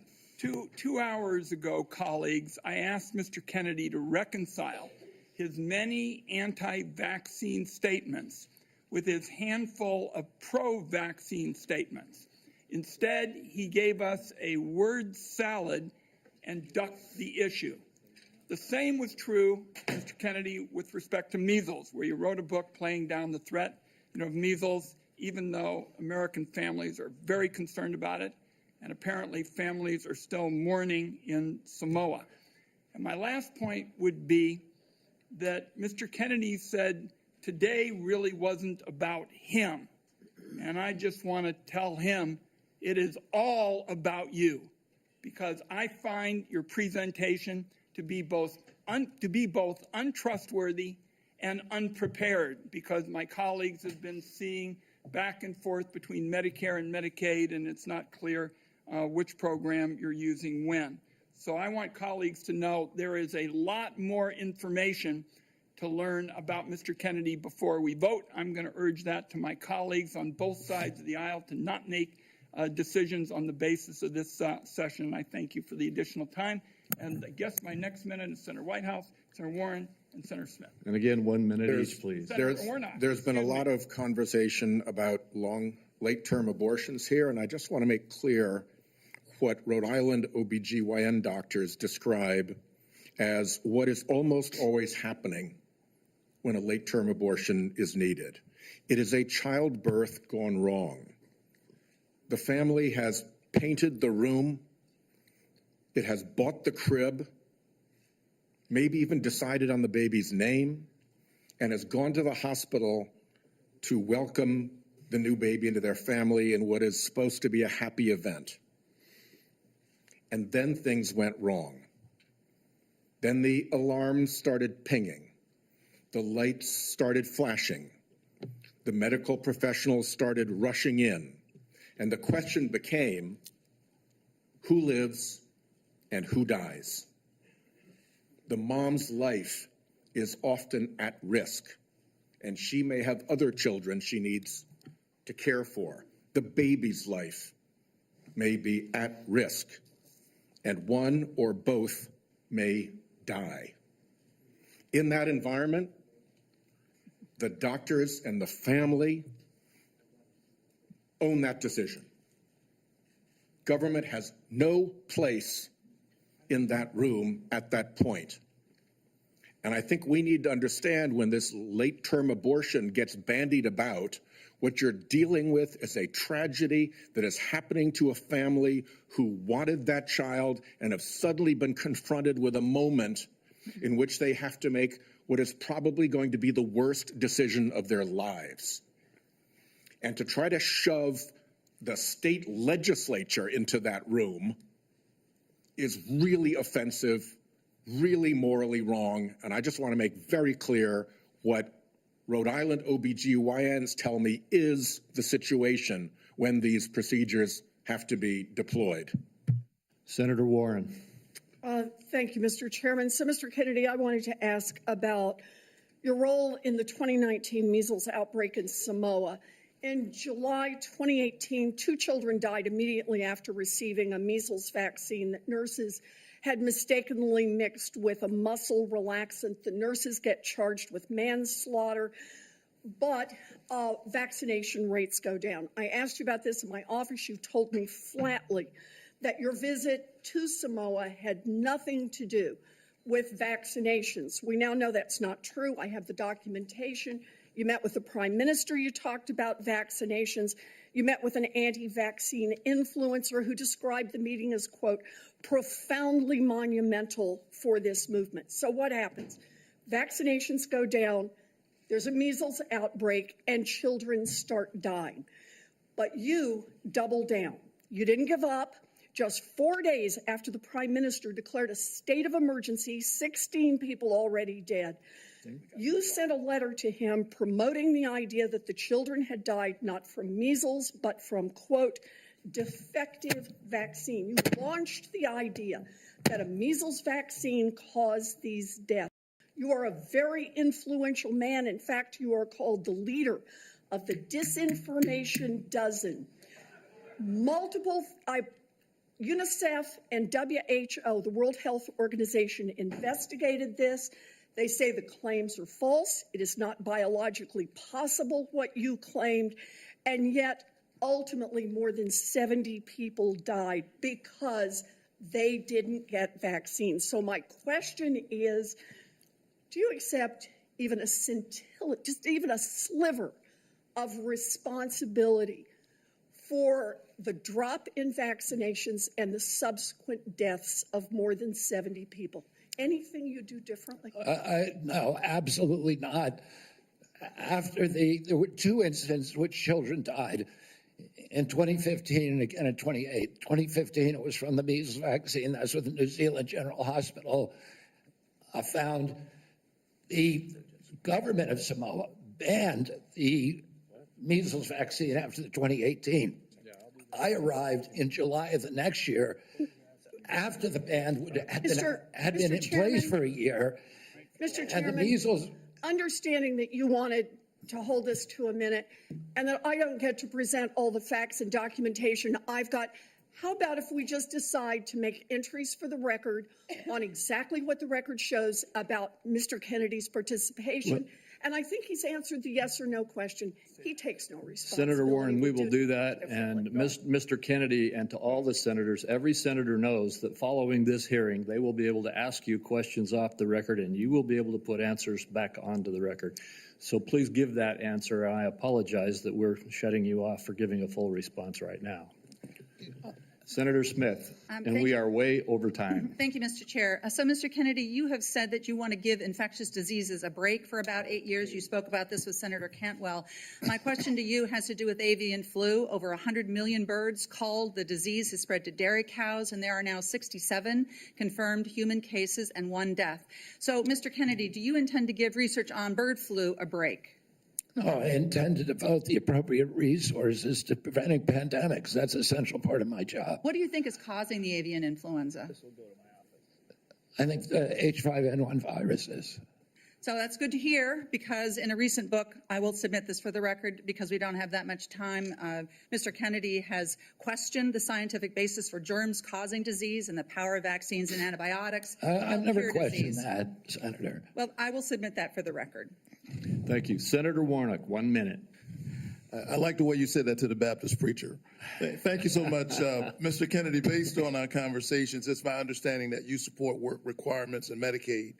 In 2020, President Trump approved a proposal from Georgia state leaders requiring Georgians to jump through a number of onerous bureaucratic hoops and fill out even more paperwork to verify work and get access to health care. I ask this as someone who represents a state that has not expanded Medicaid. The federal government, because of this waiver, spent $70 million on Georgia's Medicaid waiver. 82% of that went to administrative costs.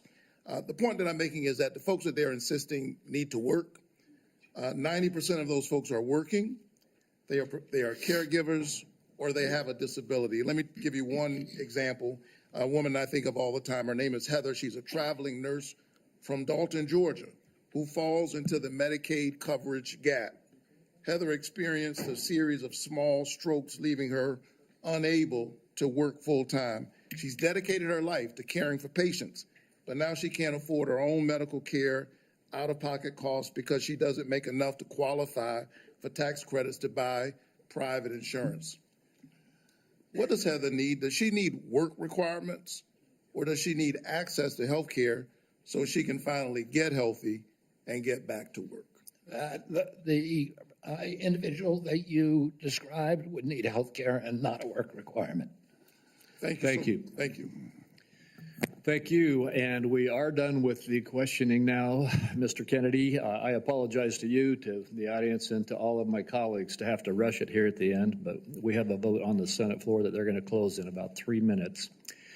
I want to thank you for appearing before this committee. You have been accessible to the members and staff on both sides of the aisle of the Finance Committee throughout a rigorous process, and I want the whole world to know that you spent hours in meetings answering questions outside of this hearing and providing documents and responses on issue after issue after issue. You've gone through the most thorough vetting process that any committee in this Congress puts anybody through. And I think that you have come through well and deserve to be confirmed. I would like to remind my colleagues that the deadline for submitting any questions for the record is 5 p.m. today. 5 p.m. today. And Mr. Kennedy, we ask that you respond to those questions as quickly as you possibly can. With that, I'm going to leave you in this room and run over to vote. This hearing will be adjourned. I still encourage the audience to be polite and respectful no matter what side of the issues you may be on. And Mr. Kennedy, I look forward to working with you. Thank you, Mr. Chairman. We're adjourned.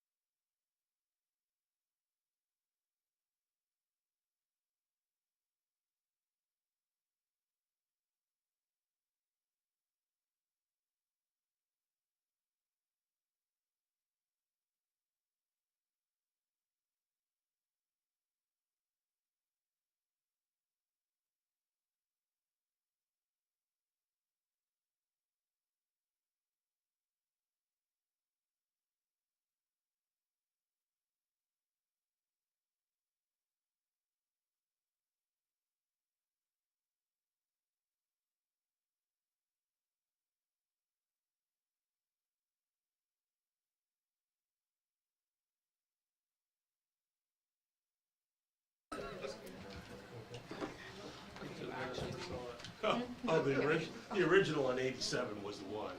The newer one's not good. But the original one with Peter Weller. The original one with Peter Weller is great.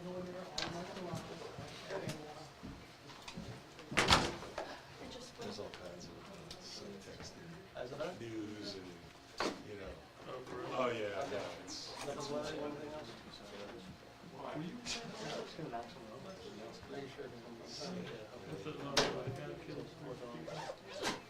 How are you? Yes. Yeah. That was the guy with the trailer home. Yeah. Was that? Oh, was that you? You were up there? Oh, okay. Yeah. Well, yes. Yeah. It was drizzling. Yeah. Oh my God. Yeah, my car over the weekend. Battery died. That's a joke. Last 2-3 days today. 45 minutes before we're due to leave. I'm not gonna start. Can I get it to you after? O'Reilly. Okay, good. You pull it out. I don't want you to try. Yeah, I'm not. Not that. Here? Yes. Jesus. Girl, yes. Electric plug? Might be a plug there. What you doing, Ricky? AC wire. No, I already get delivered. Ashley, you see the one we have? How's that? The other. Can you switch? No. Perfect. You want to stop by too? You can go by. Thank you. Hey, how are you? Sorry, I'm like, is everyone here?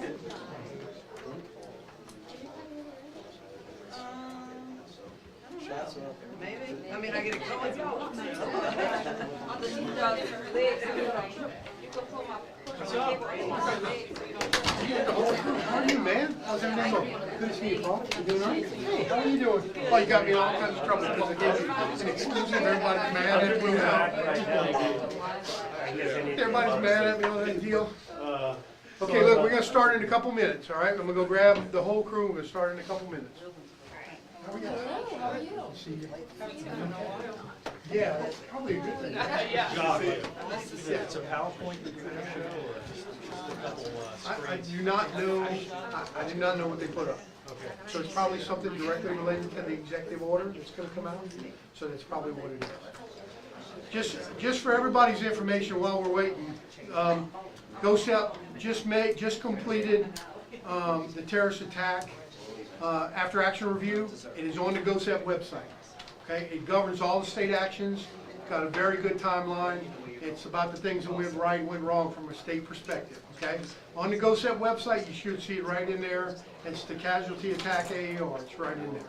Okay, so I'm sure that will generate questions as we get down the road. If you need some, just contact Mike Steele.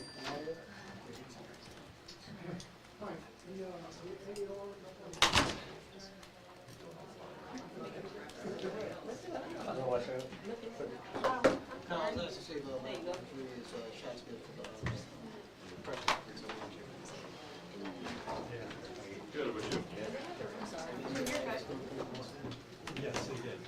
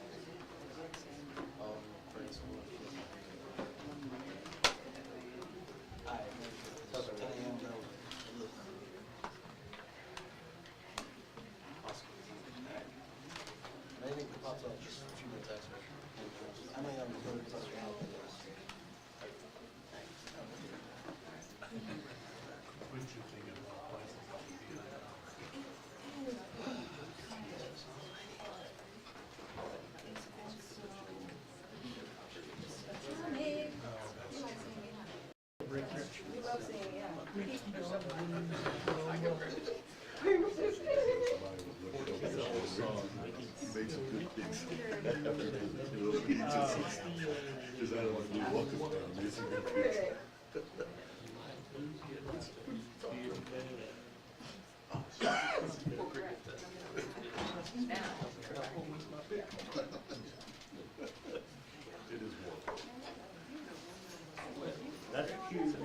This is the like the camera came out really well. That's the whole camera. The camera is the viewfinder.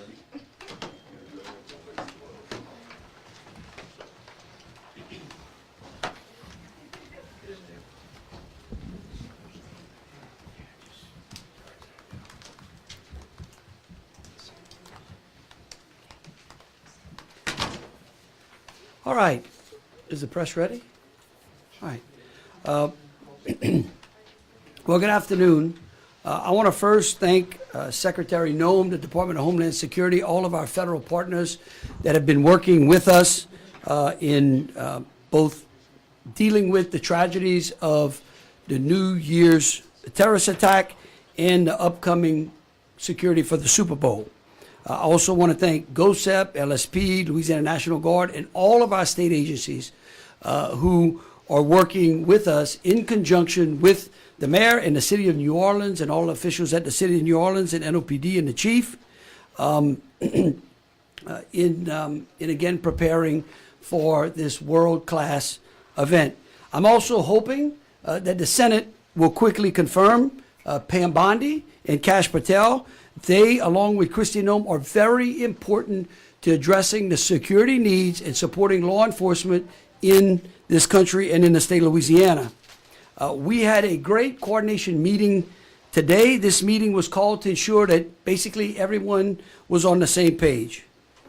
In addition to today's meeting, we have amended the state of emergency that was issued on January 1, 2025. And as all of you know, at approximately 3:15 a.m. on January 1st, 2025, an individual drove a pickup truck bearing an ISIS flag into a crowd of people on Bourbon Street in a targeted act of terrorism, resulting in a mass casualty incident. We continue to work with the victims and their families and keep them in our prayers. This terrorist was found to have placed improvised explosive devices, and you may hear the acronym IED, and that's what that stands for, in his vehicle, as well as 2 other IEDs in personal coolers that he transported to the city and placed in high traffic areas, God bless you, in the French Quarter. We have been working closely with Secretary Kristi Noem and the Department of Homeland Security and other federal partners in both Mardi Gras and the Super Bowl are SEER 1 events. That means that Mardi Gras has been upgraded to a SEER 1 event. A SEER 1 event is a significant event in national or international importance and requires extensive federal interagency support and resources. In anticipation of the significantly high density crowds in the days leading up to and following the Super Bowl, the need for higher security measures to ensure public safety and the safety of residents, athletes, and visitors, there is a need to safely control what comes in and out of vulnerable areas. So what is in the new executive order? The Louisiana State Police will develop and publish to the public the specific geographical boundaries of the enhanced security zone around the French Quarter. We have it here on the display. Now, this is in addition to the enhanced security zone that is around the Superdome, which is controlled by the Department of Homeland Security in conjunction with the NFL. It's important for the public to understand that there are 2 different enhanced security zones and that they have different restrictions in each. The checkpoint in the French Quarter enhanced security zone, there will be checkpoints that are set up at each entry to prevent and deter the introduction of any destructive explosive materials. Coolers and ice chests of any kind will be prohibited in our enhanced security zone. So in the French Quarter, coolers and ice chests will be prohibited. Any bags or containers larger than 4.5 inches by 6.5 inches, which is basically the size of a lady's clutch, are subject to search by law enforcement prior to entering the enhanced security zone. I think that this is important. We have worked very hard. I want to thank the Attorney General's office, our legal counsel in the governor's office, Angelique Frio and her team. They have worked hard to balance security with the freedom to enjoy yourself in public spaces. So let me explain how this works.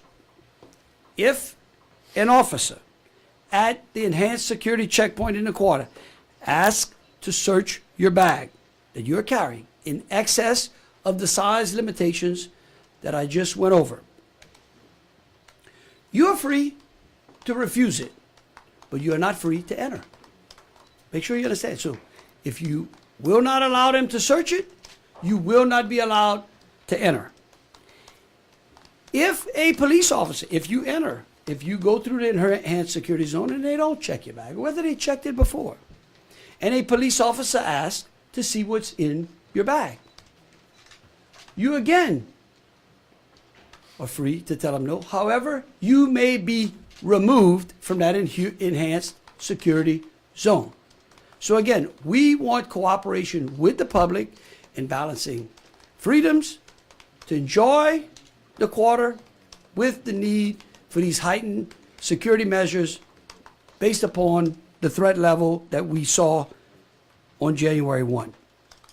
Public notices will be placed at each of the enhanced security zone checkpoints, and we will be posting more information publicly if the policy changes. So we would encourage people to watch their social media and stay tuned.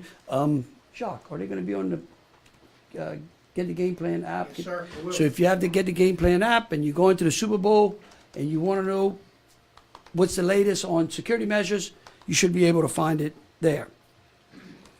This enhanced security zone that we're going to place in the quarter will be deployed or operational starting Wednesday, February the 5th through February 10th. That means it will be covering the entirety of the Super Bowl weekend. You know, public safety requires constant communication. That's what we were doing today, making sure that everyone was on the same page. But this also means that the public has a part or a role in public safety. Public safety is a team sport, just like football, just like basketball, soccer. It's a team sport. And while we are leading an unprecedented state, local, and federal effort to protect this event, we need your help. So here's the phrase: if you see something, say something. It will be hard for me to imagine that if you see something, you will not be able in sight see a law enforcement official. So if you see something, say something. You may call the 1-800 phone number at the Louisiana State Fusion Center, which is 1-800-434-8007. That's 1-800-434-8007. You can also use the lsp.org website, or you can download and utilize the CSend app. The CSend app. You can download the CSend app. If you see something, we ask you to say something. Vigilance on the part of the public is a very, very powerful tool in stopping acts of violence. In fact, it is proven that when the public is engaged in these types of events, those that seek to create mass casualty events will seek another place to do that. That is how important the public's role is in this. So just as we come together in major weather events, like the recent ice storm, which let me again thank the public for heeding the caution and the warnings that we had put out and keeping keeping everyone off the road, I think it went over greatly. I mean, again, we had very little loss of property and life. Whether it be a major hurricane, a flood, or any other natural disasters, we come together. This is the same type of cooperation we need from those who are going to be in the city of New Orleans on that day. The tragic attack on New Year's Day is another example that when we come together, we can come out even stronger. We can be one team with one fight in a very resilient Louisiana. And with that, I'll open it up to any questions. Did you mention there were going to be 2 enhanced security zones? I see the French Quarter, but what is the other one? Yeah, so there's going to be an enhanced security zone that's placed around the NFL experiences. So like there's going to be a footprint around the Superdome. There's going to be a footprint around the NFL experience and other venues. So, and those will have other traffic control points as well. There will be other restrictions. We've asked I think the Department of Homeland Security and the NFL are putting that information out. They haven't put it out already. They're putting it out shortly. One of the instructions that I gave to the agencies when we were in there was to ensure that we amplify the NFL and the Department of Homeland Security's measures in regards to that enhanced, in regard to those enhanced security zones, because those restrictions are going to be more onerous. In other words, you will not be able to bring a backpack in. You will not be able, I think all the persons would not have to be clear. It's basically, as I appreciate, and I'll probably get in trouble here because I don't know all the details, but y'all guys cut me some slack, is that it's very, very similar to what you will be required to enter the Superdome. So just to clarify, you said that the information about the second enhanced security zone will be coming out shortly. That'll be coming from the Department of Homeland Security and the NFL. So are those the entities that are sort of responsible for setting those parameters? That is correct. In a Tier 1 event like that, everyone takes certain responsibility. And when you're in the NFL, and this is not new, okay? Like, I think, what's the Super Bowl? 60, what's our number? 59. We'd like 60 to be back in New Orleans, by the way. But this is not new, okay? This is not anything new under the sun. During the Super Bowl events, there is a footprint that is established between the Department of Homeland Security in conjunction with the NFL, and they dictate those restrictions. We work with them. So inside of that enhanced security zone will be state and local law enforcement and other agencies that will be working in coordination with the Department of Homeland Security and federal partners inside that enhanced security zone. So as you move closer, maybe this is an easy way to think about it. As you move closer to the Superdome, the security restrictions are enhanced. Right? Fair? 2 questions for you, Governor. The first one, can you talk about if it was difficult to get all of the law enforcement agencies on the same page, state, federal, and local, considering that we have this upgraded security measure now with Super Bowl and Mardi Gras? Look, as a former sheriff's deputy, I can tell you it's always difficult to bring different agencies together. Over the last 8 years as Attorney General and now as the governor, I have consistently worked to try to eliminate any of those particular barriers and then start to include both the other sections of the criminal justice system, let's just say. Because the criminal justice system sits on a 3-legged stool. So you have law enforcement, which you're talking about. You have the prosecutorial end, and then you have the judicial end. And so we've worked hard to try to keep everybody together. And I will tell you, they are to be commended. Everyone from NOPD through the Louisiana Sheriff's Association, through all of the state agencies. I think that we have seen a level of cooperation between agencies that of the likes we have not seen in this state in a long, long time. I'm happy to brag on them with that. Yes, ma'am. Governor, this is mainly for Super Bowl weekend, but can you talk about any of the ongoing enhanced security that would be going on during all of Mardi Gras? Yeah, look, I'm going to tell you what I keep telling them because I'm getting that same question from our agencies. We are going to focus on the Super Bowl right now. We then will pivot. Once we get through the Super Bowl to Mardi Gras, we'll give you plenty to write about. So how has I know the after action report for Okay, yes, ma'am. So Governor, I know you said you're talking about Mardi Gras, and you'll think about that later, but do you anticipate any other enhanced security zones downtown in that area for the Super Bowl? And speak to the confidence you have in the plan that is in place as we speak.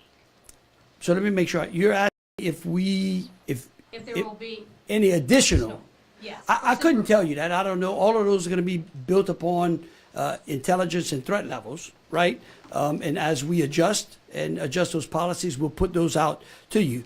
And to the second part of that, look, I don't know that the general public and the press fully appreciates how much work was put into and the labor that was exercised during the New Year's Day attack. We balanced the need of the victims, their families, a criminal investigation, a terrorist investigation, and then put on basically a major event almost 24 hours later. Now, that's pretty remarkable. That tells me that we've got a good team in place. That tells me that I have a high degree of confidence in the cooperation that we're getting between the local agencies such as the City of New Orleans and NOPD and our federal partners, that this is going to be an unprecedented and safe event. Now, nothing is 100%. But I'm going to tell you, we're doing it every day. We are going through every one of the checklists to see if we have missed something. And when we miss something, we're addressing it. Governor. Yeah. Wait, hold on. We're going to go back on you on the second round. Yeah, go. I'm curious what sort of dialogue the state or the city has had with other areas around the world or the country that have been the victims of terrorist attacks and during festivals or parades or other high traffic events. Look, I would say that, wait, that is the city or us or The state or the city, other countries, states. Look, we rely on our federal partners. Both the FBI and Homeland Security and other federal agencies have reach into countries from around the world. They are constantly working on best practices that they then bring back to us. I know that the mayor has engaged with the business. Or be terminated. We think a very substantial number of people will not show up to work, and therefore our government will get smaller and more efficient, and that's what we've been looking to do for many, many decades, frankly.